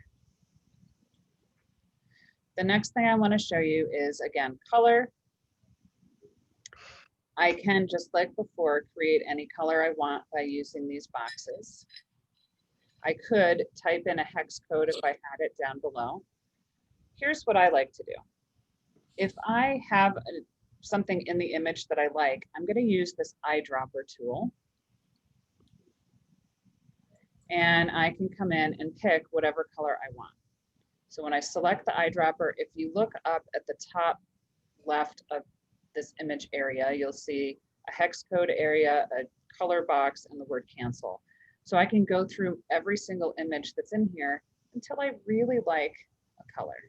And when I like it, I can hit apply.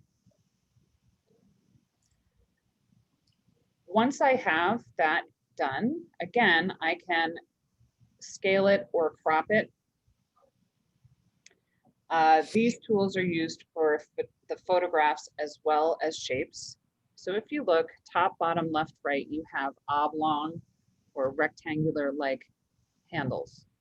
And if I were to move either top, bottom, left, or right, you can see it's changing the shape of it or technically cropping the image.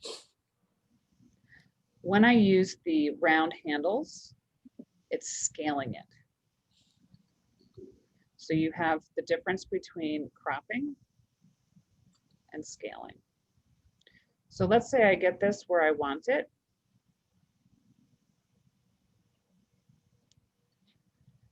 And for right now, I'm actually going to make this more of a black color. And then I'm going to play with that opacity, just like I showed you before. So I have kind of a transparent box here, right? And it's sitting over the top. What I'm going to do is I am going to then use this as an area to type over. So I'm going to add what's just text.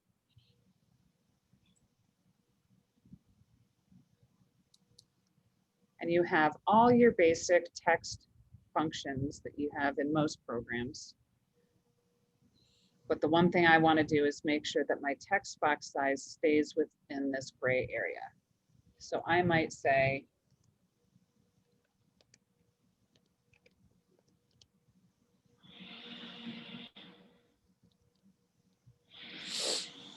and I'm going to come through and maybe I'm going to put highlights.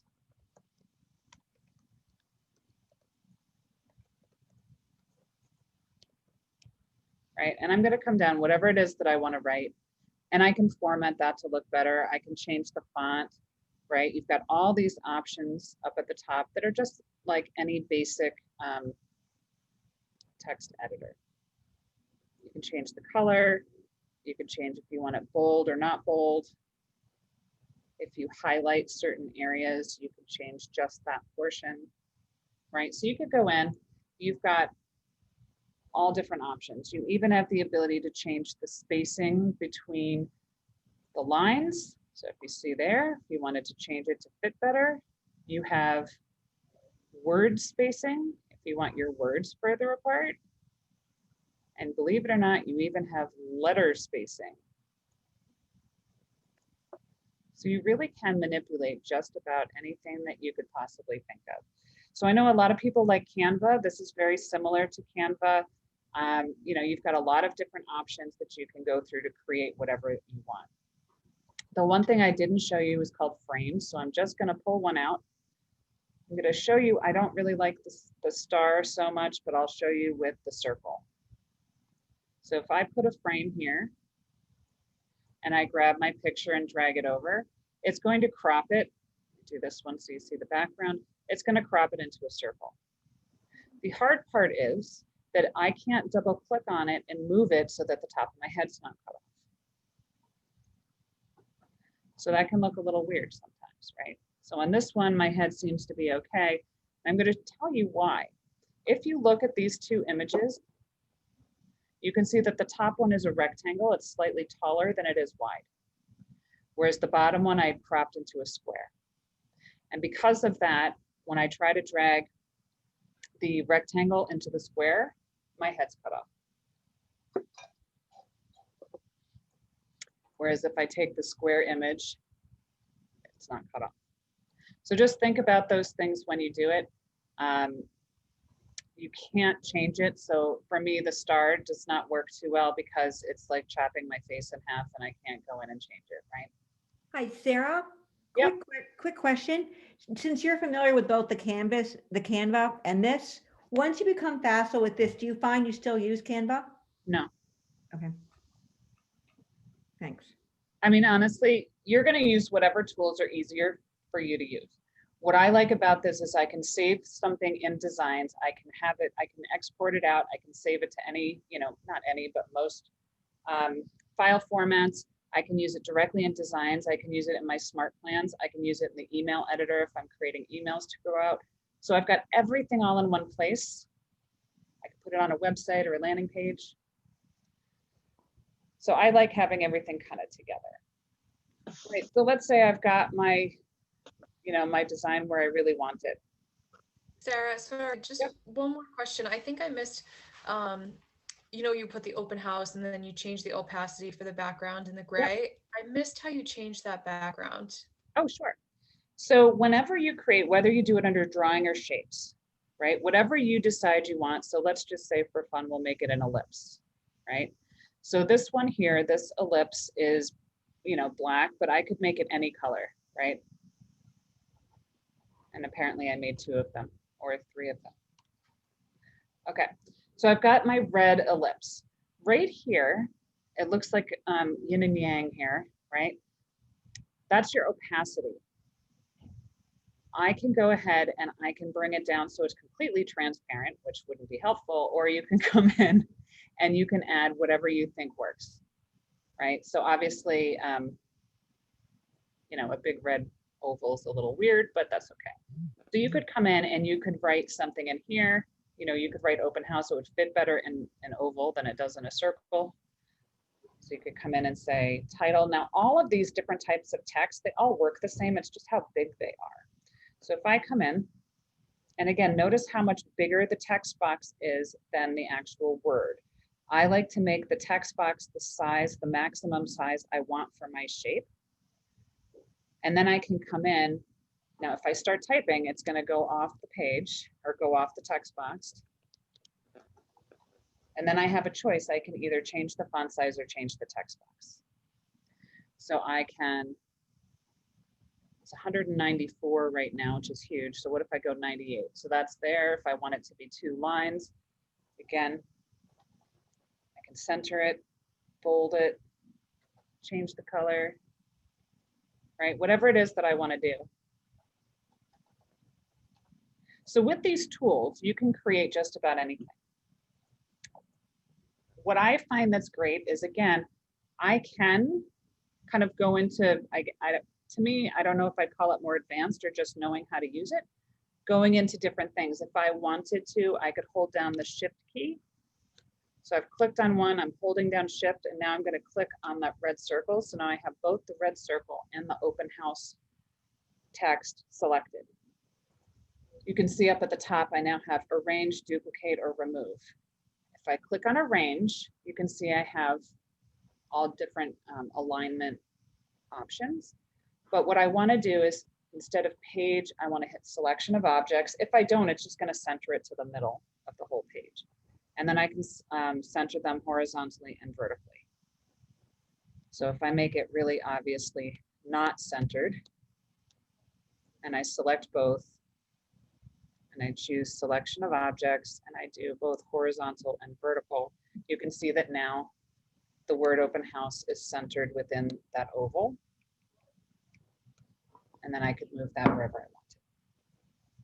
So obviously you wouldn't have all of this in one image, but this gives you kind of an idea of how you can easily create even on top of what's there. I mean, I could tell you, I could get rid of all of this.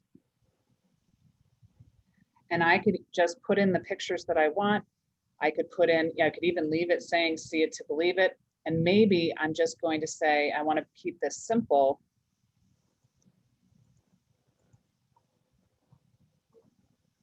And I could go across the whole thing, or I could just make a little banner and I could add text.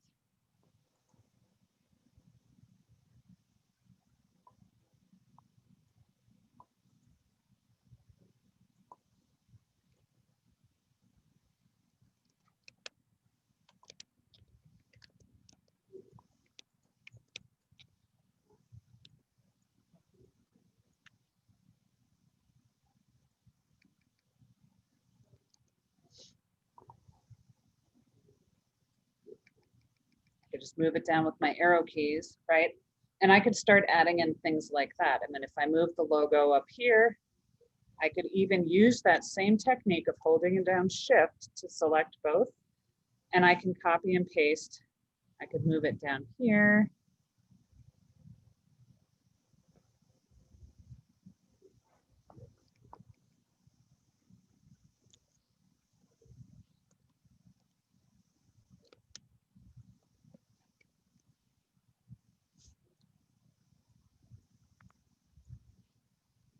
Right? And now I'm starting to build something, whatever information you want in the image.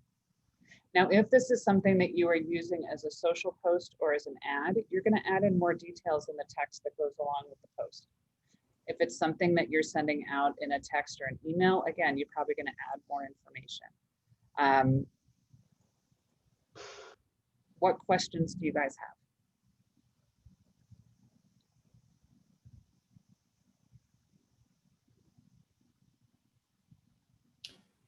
I learned a ton of new things from you, Sarah. Oh, good. I could keep showing you more, but I don't want to be overwhelming. Do you try and keep a common theme with all of your posts? Like, do you always use the red, gray, black? I can't say I always do. You know, because during holidays, I might take like Easter, or if I'm doing something spring, I'm probably going to use more spring colors. I usually keep the KW logos between red, black, gray, and white. My logos are either red, black, gray, or white. You know, but I mean, I can't say you'd always want to use the same colors, but it's kind of a good theme to have. If you're doing it more holiday based or seasonally based, you might do that. The other thing is, again, so if I click on the red and I click on the fill color and I grab this little eyedropper, I can come through and I could say, you know what, and I'm looking at the top of my screen here where I have the hex code and the little, you can see the color changing. You know, I could say, well, what if I really wanted to be, right, this will be crazy, seafoam green, like the lamp. It's an easy way for someone who might not know how to make something look good, pick something, because now this is coordinating in with that picture. You know, to me, bless you, it's like a way to cheat, right? If I wanted to pick a green from the tree, I can come in and grab that. Or I could say, oh, I don't really like it. I'm going to come to this color of the blanket. Sarah? This has been incredibly helpful. Can you say a little bit about how you're using this as it relates to email? Like I have a clearer image about postcards and flyers, but I don't have an image yet of what realtors are using in good email marketing. Right. So does anyone else have any questions on this portion here before we go on so I can show email? Because it's under designs. Okay, we can always come back to it. One thing I want to show you at the top again is you want to name it. And then you have these 3 buttons. You can see the 2 of them slide out when I hover over them. So download. If I want to use this, say on Facebook without going through command, or if I want to send it to someone, I want to click the word download. And I have 3 options. I have JPEG, PNG, and PDF. For the most part, I can tell you JPEGs create shades of gray, right? It creates little pixels, different colors. It's to save a smaller file size. So if I had black next to white, all of a sudden I'm going to have probably 50 to 75 shades of gray in between the black and white, right? That's why JPEGs tend to get pixelated when it's compressing the file to get it smaller. PNG is portable network graphic. This works really, really great. And for anything to do with online, you can also save with a transparent background. One thing I want you to notice, once I click start download, I want you to look at the bottom left of my screen near the word support. If I do anything right now, like click done or something, it's going to cancel the download. So I want you to see, sometimes it takes a second. It still hasn't done it. I'm looking down by support, but in my Chrome window, I should see it pop up. It's really not that big of a file, so it should pop up any second now. There it goes, right? So now you can see that it's downloaded. But if I didn't wait for that to download, it would actually cancel the download. PDF, same thing. I'm going to click Get PDF. If I'm printing this, I want a PDF and I want the high resolution. But same thing, once I click Start Download, I've got to give it time to actually download to my computer, because if I go ahead and hit done, it will not save it. And then I'll be like, where's my file? This doesn't work at all.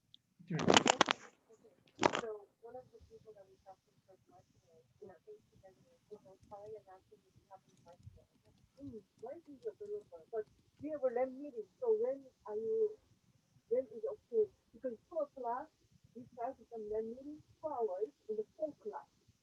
2 hours, 2 hours. 2 hours LAM meeting, okay. So how to do that? Jennifer, I'm not sure, I can't really hear you.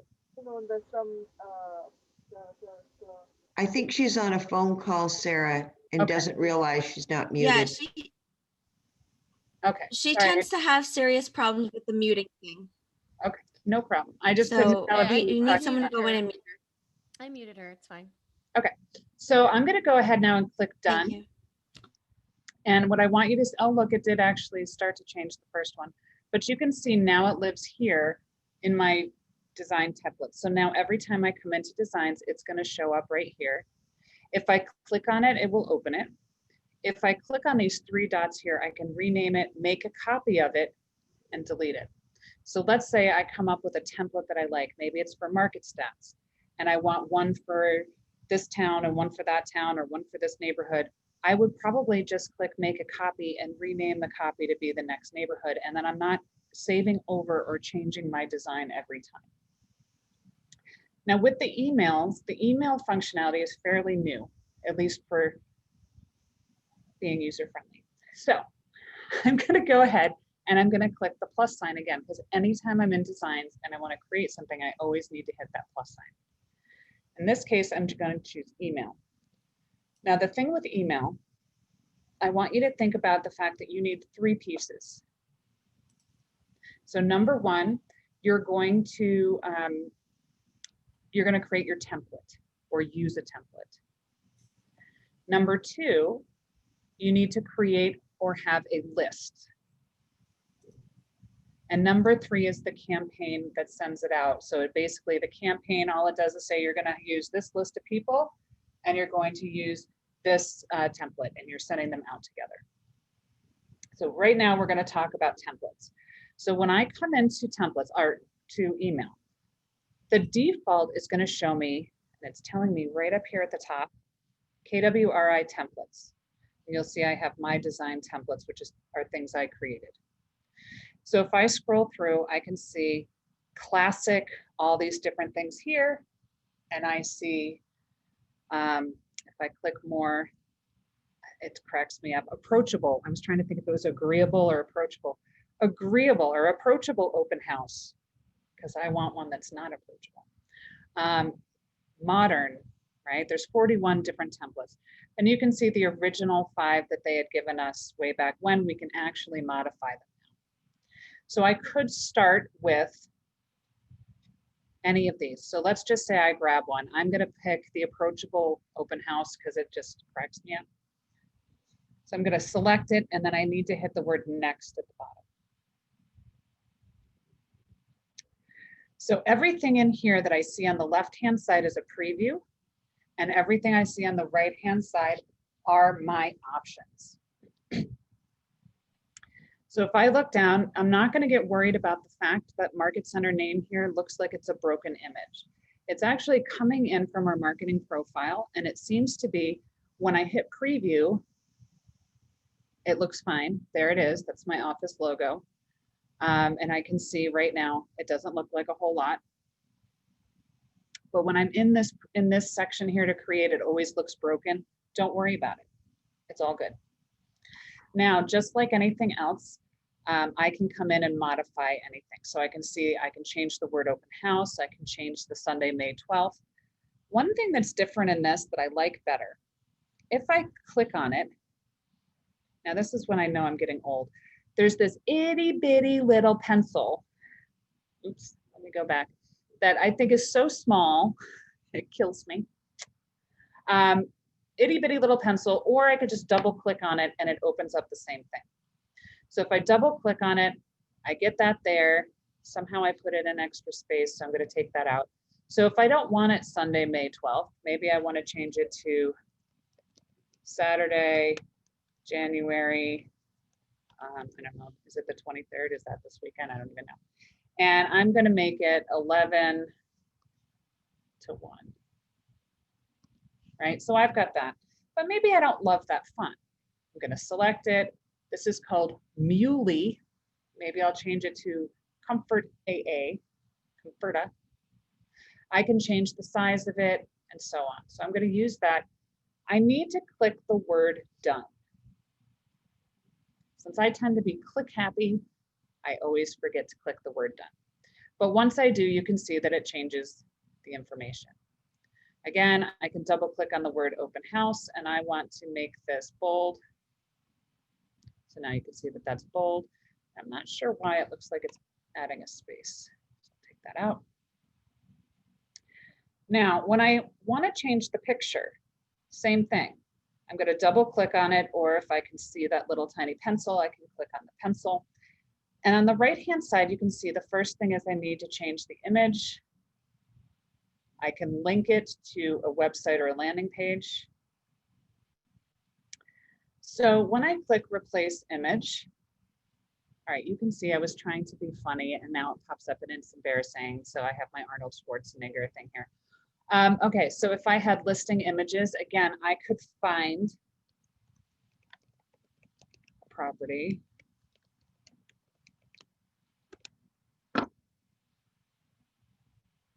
Now again, this is old. Okay, so I'm gonna come in and I'm gonna pick this one. And now I'm gonna pick what picture I want. So I'll just pick this one. And now I can still edit it. So when I click edit, why would I want to edit it? Well, because this is like really far away.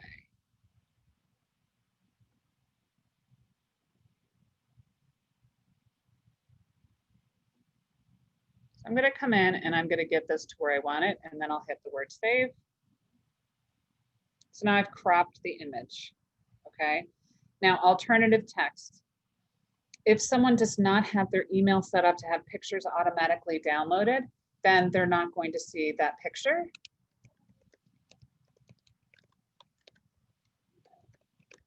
So I'm going to add something in there. What do I want it to link to? Well, if I already have a landing page, I'm going to have it go to that. I don't have one for this because it's sold, so I'm just going to pick a different landing page for now. But now when someone clicks on that image, it will go to somewhere. So you could have it going to your website, to a contact me page, to whatever you want. And then you can change the size or the position. Do I want it left, center, or right? So I'm going to go ahead and click done, and you'll see now it has that picture.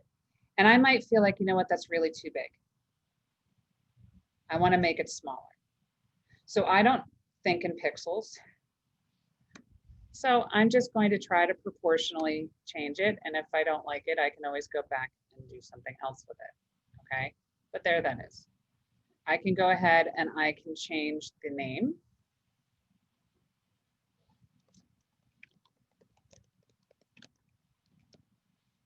Right, and I'm going to go through. So for now, we'll just pretend that that's what it is. You can see it's going to pull up information, bedrooms, bathrooms, whatever. I can change the information that I want there.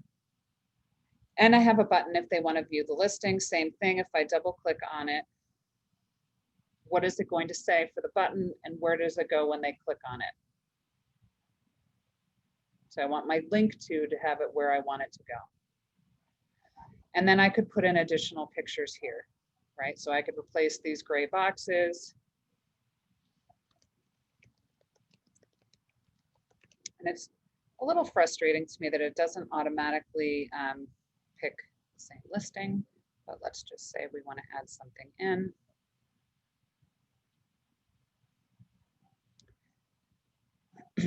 I'm just going to click done. It didn't like that picture for some reason. And then all of this at the bottom, I don't have to worry about because all of this at the bottom is coming in from my marketing profile. So both the red area and the white area underneath. The only thing I can do if I want to change or delete, because I don't know that I need the Market Center address twice, I can. But once I like it, I'm going to go back up to options and hit preview. So I can see if I was using this as a template, you know what? It's not bad, except for my missing picture. It automatically came in and put all of my information at the bottom and so on. So that's a template. If I want to see that's what it's going to look like on a computer, if I want to see what it looks like on a tablet, maybe I want to change the font so that that doesn't put, 23rd below. And on the phone, you can see that's how it's going to look on the phone. To get out of preview, I need to click on the X, and I would hit save and exit, or just if I hit save and exit, it's putting it into my designs. So you can see it shows up right here. If I wanted to go ahead and create one, I'm one of those strange people that finds it easier to create something than I do to use another template. You can click right here on create new template. You'll see it looks pretty much the same except for there's nothing on the left. So just like your landing pages and websites, if you've used them at all, you have these 9 widgets. So I'm going to just click and drag it out. Now remember I told you don't worry if it comes in looking a little bit wonky. So what am I going to do? Maybe I have what we call a listing block, which looks a lot like what we just did. Maybe I'm going to add in a video. Maybe I want, I can add in anything. My own text, I can add in a market snapshot. And then at the bottom, I'm going to add in the legal footer. Right, so that's down there. Now, this doesn't look like anything because I have to double click on things to change them. So I'm going to start with the first one. So just like before, let's see, does anyone have the listing they want me to do? No? No, but I have a general question that you may have already covered. Yeah. Where have you been able to find stock images that are more New England looking for your campaigns? 2 websites that I go to a lot. One of them is Pexels, PEXELS.com.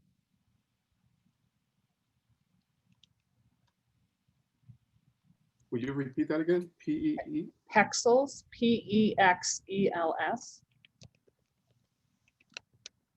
Great. And the second one, you really, really need to make sure that you spell correctly, because otherwise it's horrifying and I don't want to be held responsible. So it's freepik.com, but it's FREEPIK.com.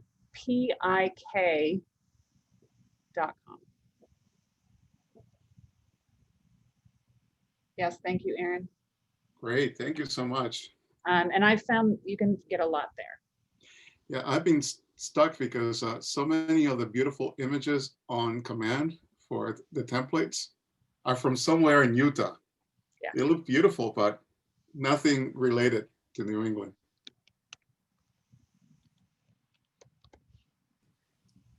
Oops, that's already in there. Okay, so I want you to see, I just double clicked on this listing block. I added in a listing picture. It's automatically populated the rest of the information from the KWLS 2.0 link that goes from MLS. And again, I can add a landing page or a web address or something in there, right? So I've got this all set up. I'm gonna hit done. So now you can see it looks pretty cute, but it's pulled all the information straight from that listing. If I go, oh, you know what? I don't know that I really like that front picture.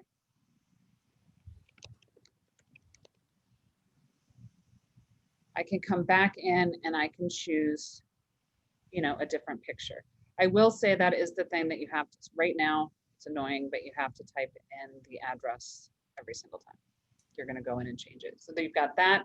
So you could do something with what's happening in our neighborhood or something, and you could stack all these and put all different listings in there. If you have a video, I just want to show you how this part works. Same thing. So I click on this video widget that I've added in. I'm going to double click on it. First, I need to add a video URL. So if I were to come in and I have to pick something here. So I'm going to go to my YouTube. So I'm sorry, I'm in a separate window right now to pick something. And I am just going to pick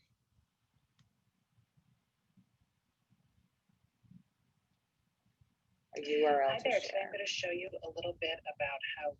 Okay. So I have a video URL in here. And my recommendation is that you go in and you take a snapshot of that video, because that way you have a picture in there. So for instance, I have a couple here, and I want you to see that I intentionally, when I did the screenshot, grabbed the bottom portion of the YouTube video that has the red line. It's got, you know, the play button and everything else, because I want it extremely obvious that this is a video. So there's Rich Vincent and I, if you guys know Rich. Does not match the video because it's tech tips video, but we're going to be okay with it for our class here. If I want to add alternative text, I can. So now what happens is when someone gets this email, if they click on this picture, it will go right to that video. I come down to neighborhood trends. Again, I double click and I don't have that many options. So to give you an idea of what I mean, I'm going to pick my town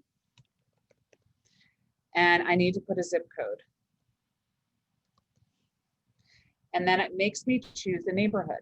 And in my town, there's really only East or West Boxford, but these are all neighborhoods from nextdoor.com. And it's going to give me data based on it. Now, Middleton and Topsfield are two separate towns, so you can see that this is not really working for us, but I'll just pick Boxford. And then when I hit done, it's going to edit with this area. So it's saying that there's nothing active, or so this is why I don't use this in my area. I would just check if it works for you. And when this is fixed, this will be fantastic because it's creating this. It took me 2 seconds to put in the zip code. I would just, you know, honestly look at what you're putting out right now, because for me, it's not working. And then at the bottom, again, if I don't want to have Market Center address twice, I'm going to double click or click on the pencil, and these are called merge fields, right? So I'm going to delete that. And I want you to notice here, it says agent first name. I want to come down and maybe I want to put my email. So I'm going to scroll down until I see agent email. And then I'll click done. And I don't know that if you don't need to have your license number in there, maybe you want to put something else. So in here, I'm going to go ahead and same thing, I'm going to put agent website. Right? Just make sure you have everything you need for your state in here. All right, now again, I could go ahead. It's Erin, sorry. I just want to let you know, people are looking for a break in the chat. I'm getting some messages, so I don't know when a natural break moment is coming, but I just wanted it's actually right here. Okay, So that's what I thought. I yeah. just wanted to make sure. Thank you. So if you guys, what do you normally do? Like a 10-minute break, 15 minutes? Yeah, about 10 minutes is probably fine. Yeah, little, you know, stretch the legs, bio, get a drink, you know. Well, then I'll see you guys at say 10:13, 10:15. Thanks, Sarah. Thank you.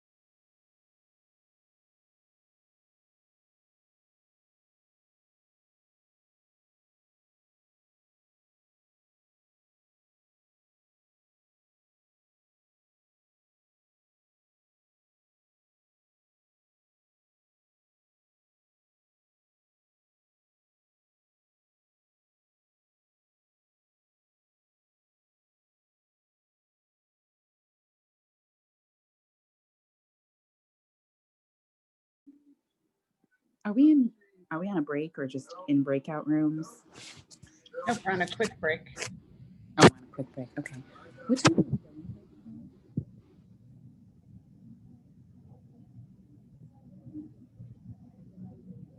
Words.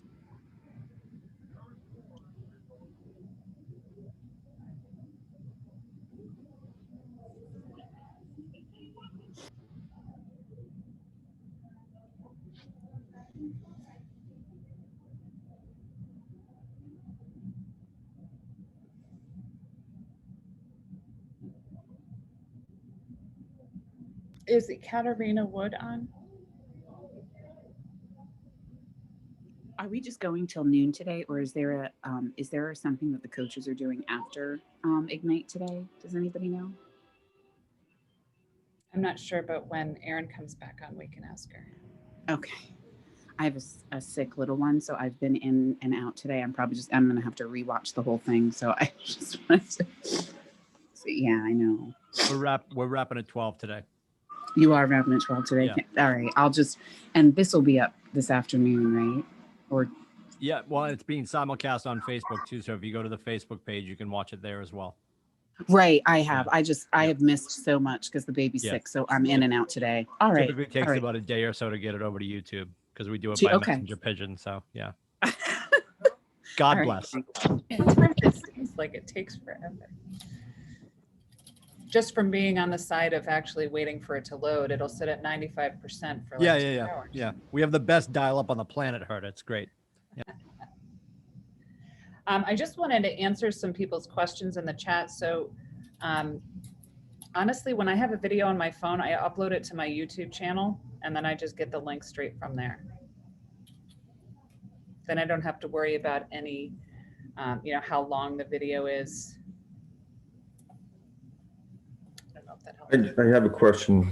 So when you say that, so when you put a link in there, I'd rather have somebody see the actual picture of the video. Yeah. That when they hit the play button, they'll play it versus having a link, which a lot of people get a little shaky with links. I don't think they'd rather click on the link. I think they'd rather see the picture of the video first and then hit the play button.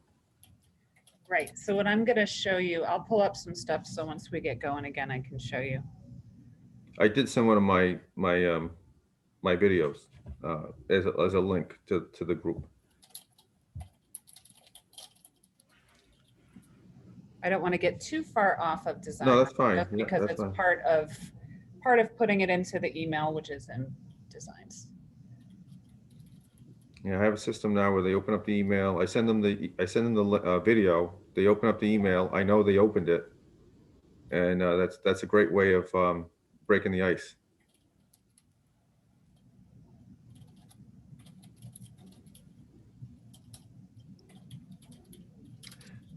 When you send these emails, is there a way for Command to know that they've opened them? So right now, Command video? will tell us how many opens we got. It does not necessarily tell us who, Okay.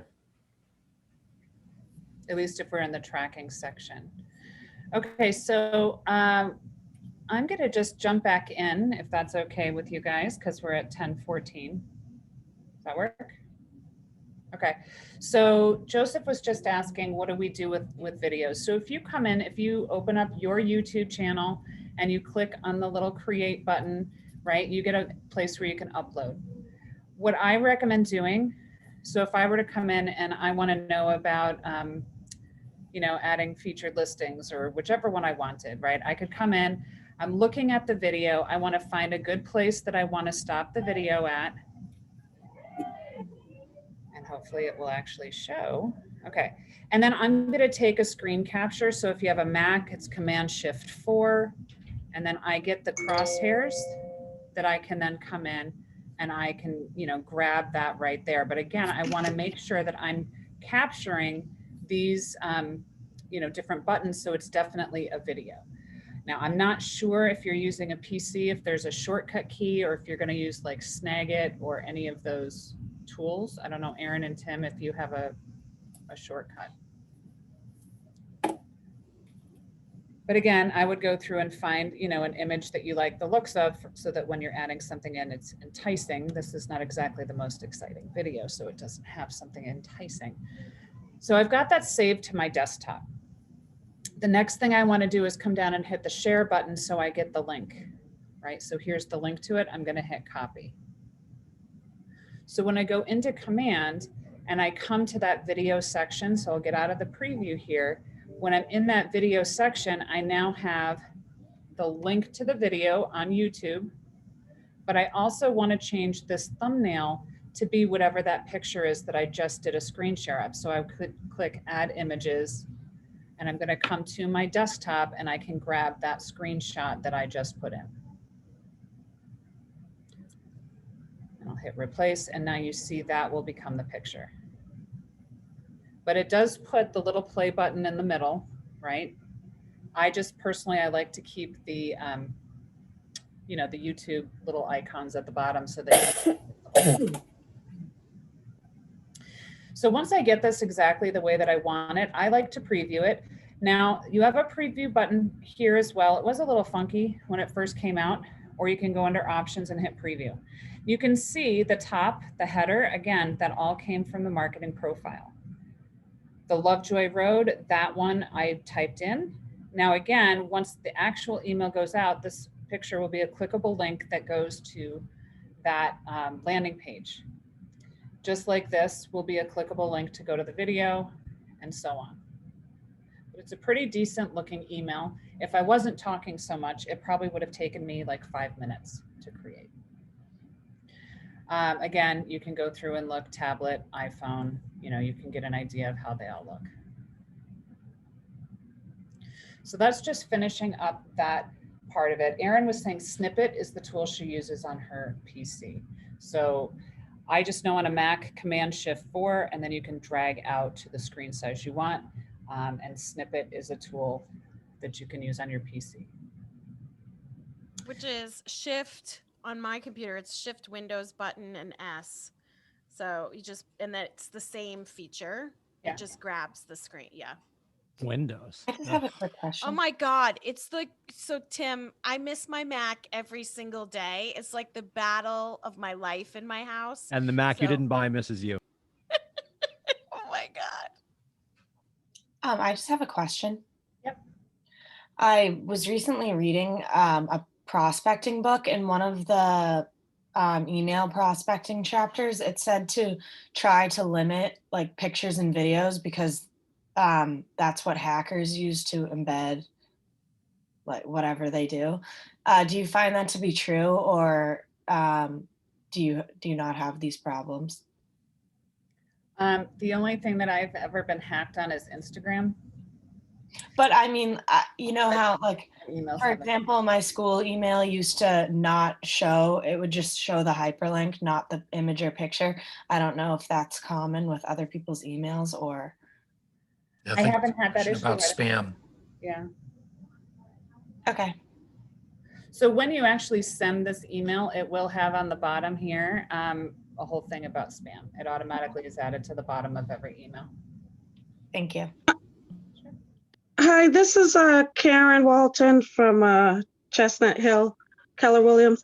I am on my phone and on my desktop, and I feel like when I hit design, I had done a card and I sent it out and got it done to Vistaprint, and I'm trying to like follow along with you. And for some reason, when I hit design, it doesn't, on top it has email, social, and all that stuff, but it keeps putting over my card. So I feel like I should put my card in somewhere and to like start over with all the, like a blank slate, but it just keeps like putting my card over. Like if I hit print, it'll just put the card there, but I want to say if I wanted to do a door hanger or even go up to the video, I don't know. Is there, I think there's something I did wrong, or it's just.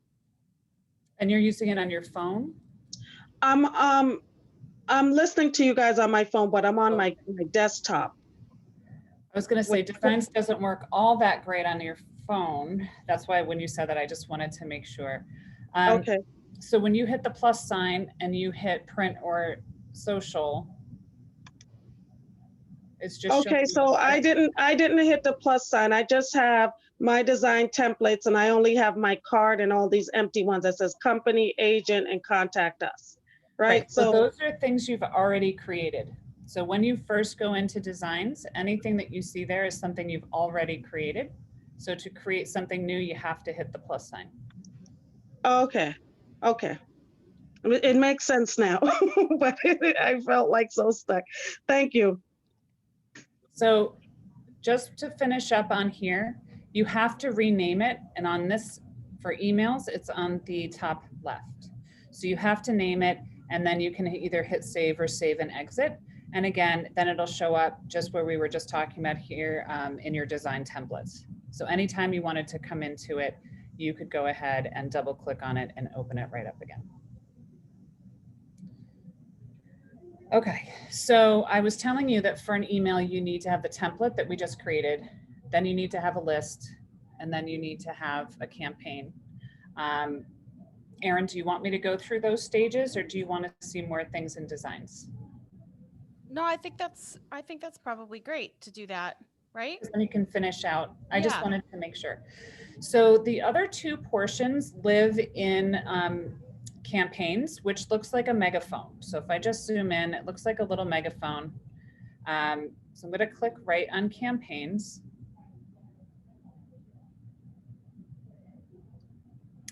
And you're going to get your general dashboard. I want to click in the middle on the word email. So that's right up here in the middle. So I'm going to click on email.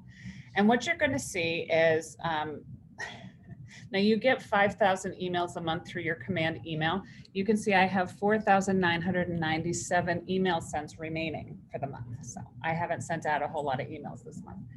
Okay. What I want you to notice is, because I think I really wish they'd make the button teal so that it's more visible, but kind of on the right-hand side, you can see this button called Configure Lists. So I'm going to go ahead and I'm going to hit Configure List. And you can see right now I have 3 lists. So I have a test one, a today one. Every time I teach something on this, I go through and create silly ones. So I want to show you how this works. So I told you need the template that we just made. And now we need who it's going to go to. So I can hit the button that says Create List. And I need to name it. So I'm going to call this one Tuesday. Now, if I start typing, and there's a little bit of a fluke right now. So let's say I wanted to put myself in. If I type Herta, you're going to say it says contacts not available. I find this excruciatingly annoying. But if I type in Sarah, you're going to see that I get a whole bunch of Sarahs, everyone in my database whose name is Sarah. But if I typed in Herta, I don't show up, even though it's right here. I don't know why. But if you were adding people by their names, I just wanted to point that out, because once you know, okay, like if I was looking up Charlotte, if I typed in Manning, it's not going to show up. But if I type in Charlotte, she is. Just knowing that I think is helpful. So for right now. Now you see here I have the button for tags. Most of the time we're tagging our database so that we can easily market to them, right? How do we know these people? What are we sending to them? So if I were to come in and choose tags, and then I need to scroll down, and I'm going to choose my farm. So once I do that, you'll notice there's nothing really to click. So I'm just going to click in the white space above the word tag. Now, if I were to hit select all, you're going to see that 100 people are selected. I can tell you this tag group has about 1,100 people in it. So what I want to show you is whether or not I have it selected for the first 100. I'm going to scroll down and I can load more. And I'm going to scroll down and I can load more. So I want to make sure that I do this, because remember, we're not creating lists all the time. You'd have a list that's buyers, a list that's sellers, a list that's sphere, a list that's whatever neighborhood. So you're not doing this all the time. But if I just quickly, I'm not doing anything other than scrolling down and hitting load more. So once I did that, I'm going to scroll back up to the top. And now if I hit select all, see how it's selected 600 people? So it's worth going through the constant scrolling just so that I automatically get 600 people. And now I can hit the word confirm.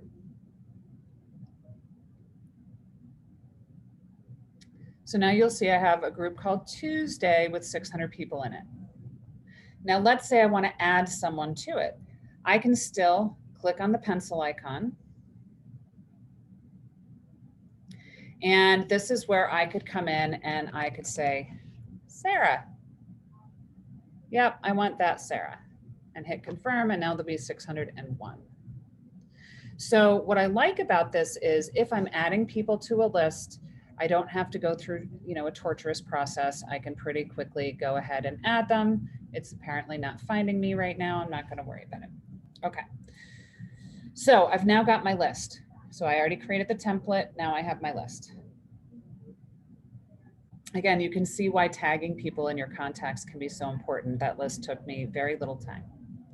So now what I need to do is to create a new campaign. So when I hit that button, again, I get all different options. I'm going to click email. So I need to name it. And I'm just going to choose, right now, the algorithms on these, I don't know if they're 100% up to par, but I'm going to just pick other. And I want this to send out through my command email. So I'll say set up campaign. So all I did is say, I want to, create a campaign, email, I named it, I hit other. Now, who are the recipients? Well, I just made it. It's called Tuesday. It doesn't like me today. It said there were 600 people. Maybe it needs to solidify in the system here. So I pick my recipients. I've already got my reply to email set up. So I need to type a subject. So whatever my subject is. And then you'll see here it says content. So I select that button. I'm going to come in and I'm going to choose either KWRI templates or my templates. When I do, it opens it up again for me in case, because you got to remember it's a template that I made. So in case there's something that I want to make a change to, I could come in and make a change at any time. I can replace the picture. All right, there's something going on with command today because it just totally canceled out on me. It is a Tuesday. Tuesday's update day. I broke it. I think it's because Erin left. I just see her chair. Sometimes you have to close the whole thing and come back. I don't know. I don't usually have this happen to me, except for when I'm on a call with like a couple hundred people. Okay, so I'm going to come back and I'm just going to do it again. I'm going to say test. I'm going to say other, set up campaign. Who are my recipients? Yeah, there's definitely something going on today. I'm going to name it. And when I choose my design, okay, this already looks better because it was giving me a weird look before. I can go ahead and I can replace the picture, or I can change information, or I could leave it the way it is. Once I say that I like it, I'm going to hit save and exit. And now it should show me a preview on the right-hand side. Erin, it keeps crashing on me. I just want you to know. It's not playing nice in the sandbox. Okay, Ooh. So now you can see right here that I've got everything I just said. I said that I'm sending it out through email. It's got my account that it's already set up in my settings. I'm sending it to the list called today. I called it checking in, and I chose my template. It's giving me yet again another chance to see it on the right-hand side. Now, when I click on there, remember I told you that when I was in the other preview, it wouldn't show me what happened. When I clicked on that photo that I hyperlinked to a landing page, here's the landing page right here, because that preview does work. So that's kind of a nice feature. If I click on this video, it's going to open up the YouTube video. There, today I'm going to show you where I'm talking about featured listings on your website. Woohoo! How do people know that they should click on it? Like, does it have something other than just the picture? Does it say like click here? or No, something? but you could always add that in. You could always put in little italic font right here that says click here for more details. Okay. Otherwise, if they move their cursor over it, they just see that little hand icon. Whereas down here, that's just an arrow. But when I come over something clickable, it's a hand. So when I'm ready to send it, I would go ahead and hit send, or I could hit schedule, or I could hit save as draft. But if I'm going to schedule it, I can go ahead and say, you know what, I want this to go out on the 22nd, and I can choose what time. And I am thrilled that they changed it because the default used to be midnight. And I was like, why? So now at least it's oddly 12:08 p.m. I don't know why it's 12:08, but it's better than midnight for the default. So again, I could come up here and I could say save as a draft. I'm not ready to do either yet. I can hit schedule and pick when I want it to go, or I could hit send and it would send out immediately. So those are those three things. The first thing is you create the template. The second, so you might actually create the designs and designs first if you're going to add an image. Then you're going to create the template. Then you're going to create the list, and then you're going to send that campaign. So if I look here, because I teach this a lot, when I come down and I look, so yeah, when I'm teaching it, obviously people aren't necessarily opening it. But what you can see is way back, even on this one back in March, if I click here on these three little dots, I can look at a preview. And what the preview is going to tell me here, this is interesting to me. I sent out 207 emails. Out of those 207 emails, there were 138 unique opens and 214 total opens. So some people opened it more than once. Does it tell me who? No, not yet. But at least I have that. And then if I really wanted to, I could also look at a preview. This was obviously to my office when it pops up, if it shows up today. And it was just like classes that are happening this week. It's nothing that exciting. Same thing with this one here, upcoming events. You know, I can again see 107 opens, 142, whatever. And again, you can see it was, you know, what's happening this week. So it's interesting. I can also see that two people's emails bounced, but it's not yet telling me whose. So it's interesting information and yet not that helpful yet, but good to know that they're working on getting us that information. Now, just like in the designs section at the top, when you can look at filtering, I could do the same thing here. I can see which ones were actually mailed out already, which ones were scheduled, which ones I threw out or archived, which ones were drafts, the one I just did, or I can look at all of them. So in the last 30 days, I've sent out 2 emails, right? I can look at it over the lifetime, get an idea of how many. You can see 609 recipients, 452 open, 16 clicks. Because a lot of the emails I don't even think had things you could click. But that's just interesting. You know, it's good to do. It's fun. I've got everything I want right here. And it all started in designs because no matter what, we want to have an image.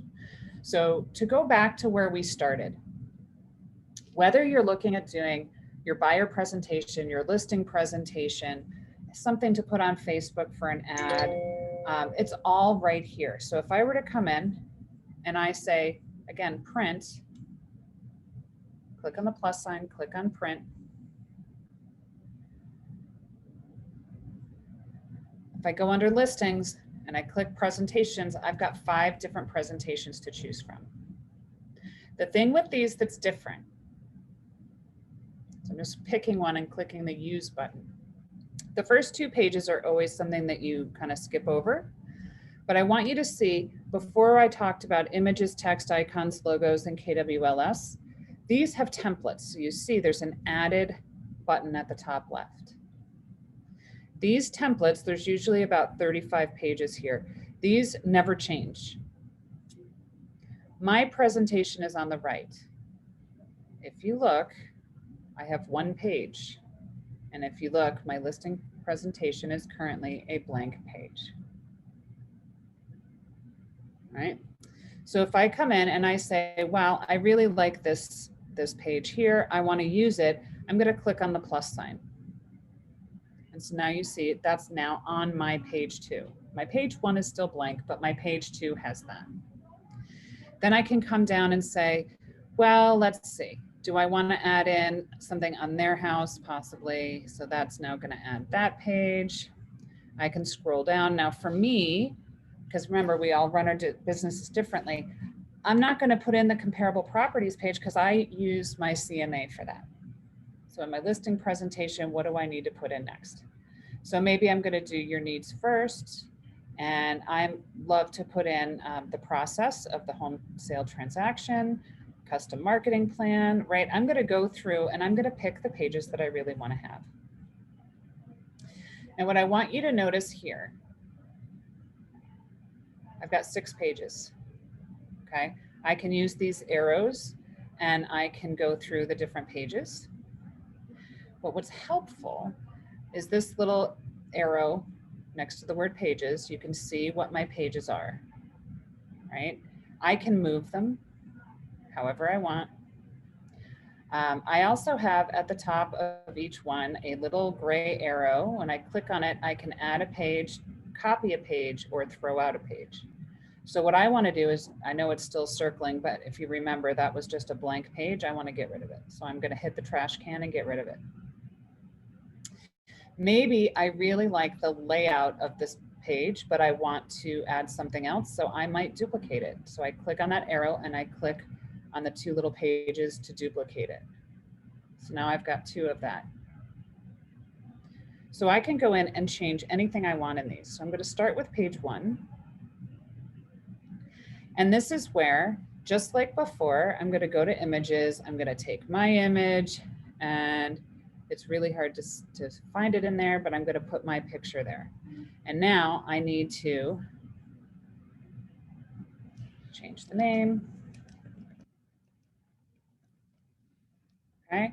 And I'm going to go in and change all of these different things, my website, email, right? All the different things so that it's me. And I'm going to come down to logos, and I'm going to change it from DBA name to my office logo. And I might change the size a little bit. I just like it to match up with the words below it. I'm a little nerdy like that. And, you know, maybe the people who I'm showing this or whose house this is, maybe they don't have this looks more like a more modern building or some sort of complex, right? It's not like your farmhouse where I live.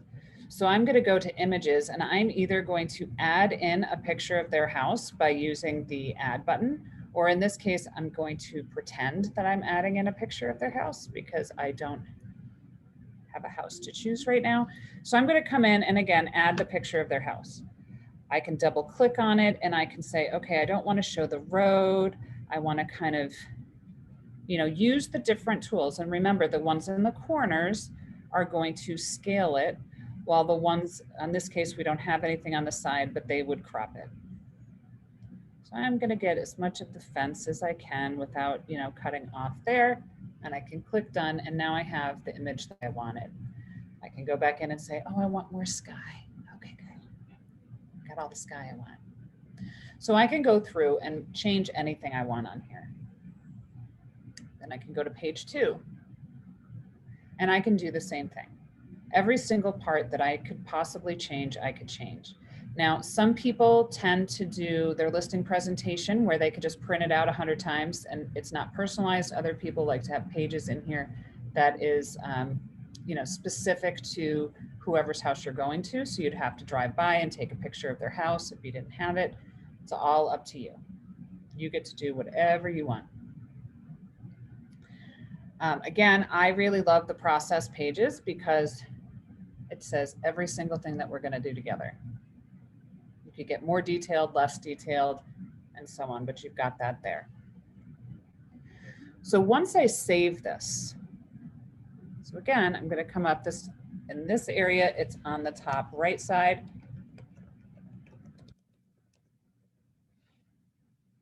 I have the option again to save it as a PNG or JPEG. If I do that, I just want to let you know, it's only going to save the current page that I'm on, because the JPEGs and the PNGs don't save the multiple pages. If I want to save the whole thing, and if I'm going to print it, I want to choose Get PDF, High Resolution, and hit Start Download. And then once I'm done, I hit done and it'll save it.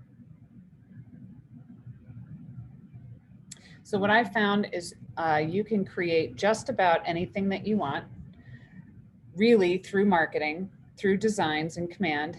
It integrates well with different products, except for today when it doesn't want to play nicely with me. Question. Yeah. Tuesday, right? It's update day. I know, that's why I'm like, oh, Yeah. it's Tuesday. Yeah. Why did I pick a Tuesday?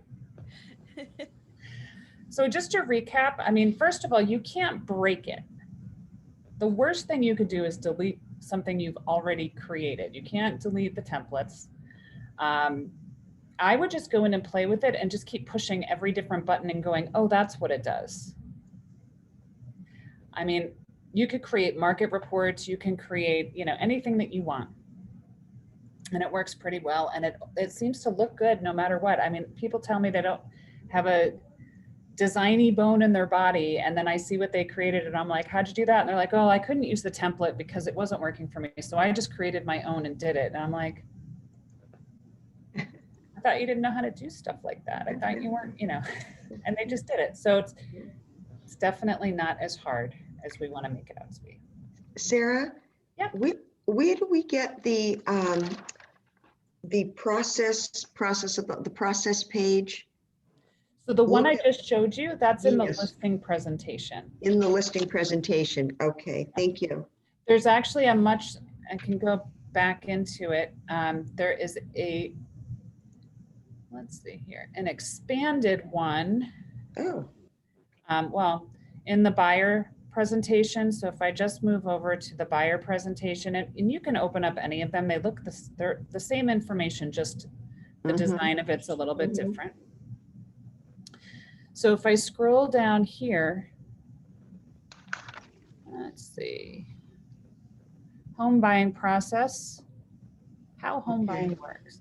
So this one, you have multiple pages, so 2 pages, that go through the whole home buying process from a buyer's perspective. Okay. You're going to see here, partner with an agent. It goes through, you know, quite a few little steps, get pre-approved for a loan, find your new home, make your offer and negotiate your terms. Then you go to the next page.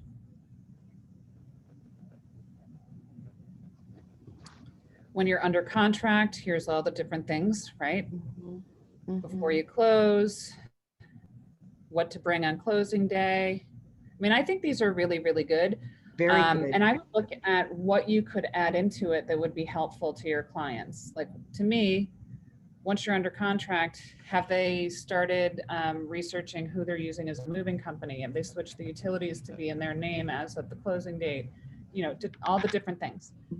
That way they start to have a timeline. But this is the one in the buyer packet, whereas the other one is the seller. Great, thank you. Thanks, Sarah. Can you copy these the same way you did with some of the marketing material and then rename it and customize it per person? Yep. Yep. You could just hit, you know, make a copy. Thank you. Absolutely. Okay, so today's ahas to achievement, you know, just I want you to think about, you know, hopefully your thinking's changed a little bit about designs. It's not hard. You just have to play with it. Anybody have any ahas they want to talk about? Sarah, I would just like to say this was so very helpful since I'm a brand new agent, brand new to real estate in Keller Williams. And I've been playing around on the designs, but I feel like it's just been, I'm not sure I'm doing it right. Is it gonna look okay when it gets all done? So this, just all those little pieces of even just naming it, you know, I don't think I named anything. So thank you. That was very, very helpful. Thank you. When is a replay going to be available on Facebook? Because this is like, I don't know, I have something in my brain that's like, goes crazy with technology. So I have to do it like 2 or 3 times, listen to it. You're going to be able to watch this as soon as we're done. Yeah, Okay. it's live right now. Yep. So I'll add it to the unit for today's date. So just look for today's date and you'll be able to find it. Okay, great. Thank you. Yep. And also okay, I know Tiffany in my office has like the Facebook Live thing, so link just like the Zoom link. So when I click that, I should be able to see whatever is on Facebook. More than likely. Okay, great. Thank you. Make sure that you're a member of Keller Williams KWNE Ignite 2.0. Be a member of that group. That's where you're going to be able to find the content from today. Yeah, I signed. I asked to join. I haven't actually looked in it, but I asked to join like days ago. So Yeah, we're still reviewing your application. Might be another week or so. Oh my God. No, we accept people all weekend long. Yeah, don't worry. Yes. Okay, thank you. Well, my question is, I like to know what actions people are going to take. So I would love to hear a few actions that people might take, even if it's just, hey, I'm gonna spend a half an hour playing around with it. Because I want you to remember back to when we first were looking at those postcards, and it had nothing with no call to action. You couldn't tell who to call or who to contact or what it was even about. So just think of things you could create. What are you going to do? Hi, this is Casey. And what I'm going to do, because I've used it a bit, but this has really helped, helped it make more sense to me. Anyway, I'm going to do a Facebook post on a property. So you help me with that. Oh, great. So this isn't necessarily an aha, but if you are feeling overwhelmed, many of the market centers do have people in the office that can help you to get started with this, either with additional training or to actually create some of these things for you while you're learning how to do them, or if you don't have time or whatever. So I know that is for a fee. I don't have any idea what the fees are. Depending on your market center, it's probably a little bit different, but they can help you get things set up and get some posts going. For people who may say they're never going to do this, right? Like you can still do it and take advantage of it. So. Don't they have other training videos for Command on the actual Command? Yeah. So if you go into Command and you like in the search bar, put in designs, you can find other videos. And there's even like little write-ups and things like that. So yeah, there's lots of different ways to learn all of these things and put them into practice in your business. So, yeah. Youngsters.kw.com is another good one if you want write-ups. Yeah. Yeah, if you need to read something or see, like I need both. I need like some words on a page and to follow along. So yeah, there's articles and things like that or step-by-step guides. Yep. And where are those, Erin and Sarah? What did you just say? I'll put it in the chat. Oh, in the chat. Thank you. Thank you. This may sound like a silly question, but so once you, especially with print work, whether it's postcards or I'm working on a buyer presentation, so this was super helpful with that as well, putting in the different pictures. When you go to print, do you send it to like a professional printer? Do you just print it yourself? Do you go to the market center? Like what do people do? Yes. Yes, all of the above. All the above. Yeah. Okay. So I've had people who Select print all. their postcards through Vistaprint. I've had people who go to local printers. I have agents who come in and do the copier in our office, whether it's brochures or flyers or postcards. You luckily get the opportunity to print it anywhere. Okay, so you would download it to your computer and then, okay. Andrew, what's your question? Oh, no, nothing. I just was going to share something with you. I was going to do a direct mailing through that, the direct mailing KW app there. Yep. And I was going to target for sale by owners, expired listings, and sometimes I target a certain area. And a lot of time I use some printout, Avery Dennison printout things here to target people. And I use it was the MLS 360 matrix, and I basically came up with a roster, a certain target area, and I would send out all those mailings. And I kind of, start off with something like that, you know what I mean? And do like an introduction letter, and send that out to everybody, and offering something like a free CMA or something of that nature.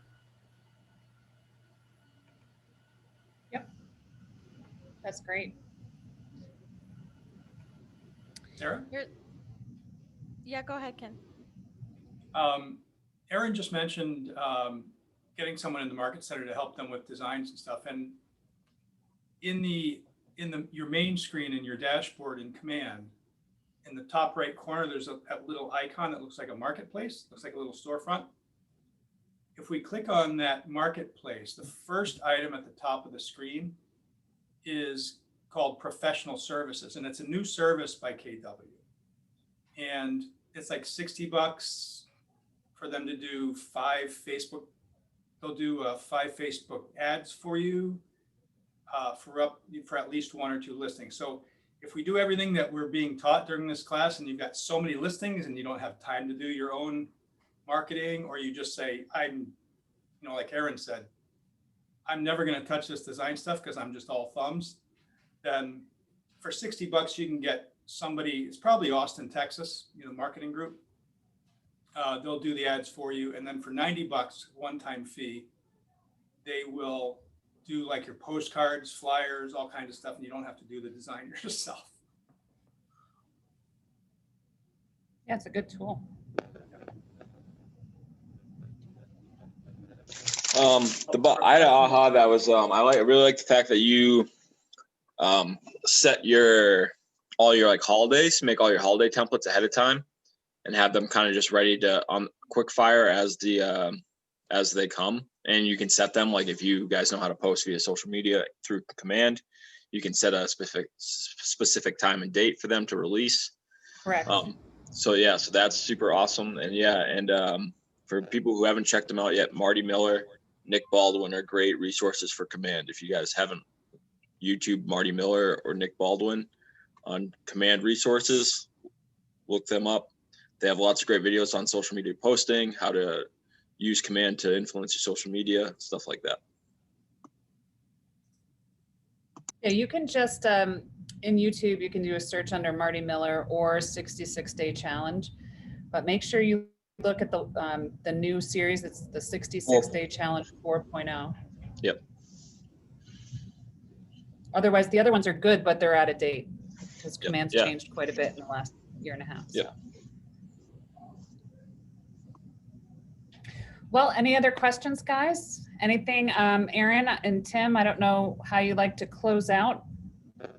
Hopefully you guys are really gonna do your daily 10-4. Yeah, daily 10-4. And yeah, because we're really into the final 2 weeks, right? So we're having enough conversations, we're previewing homes, we're sending out our note cards. Those of you who've been doing that, have you started to feel some traction in your business?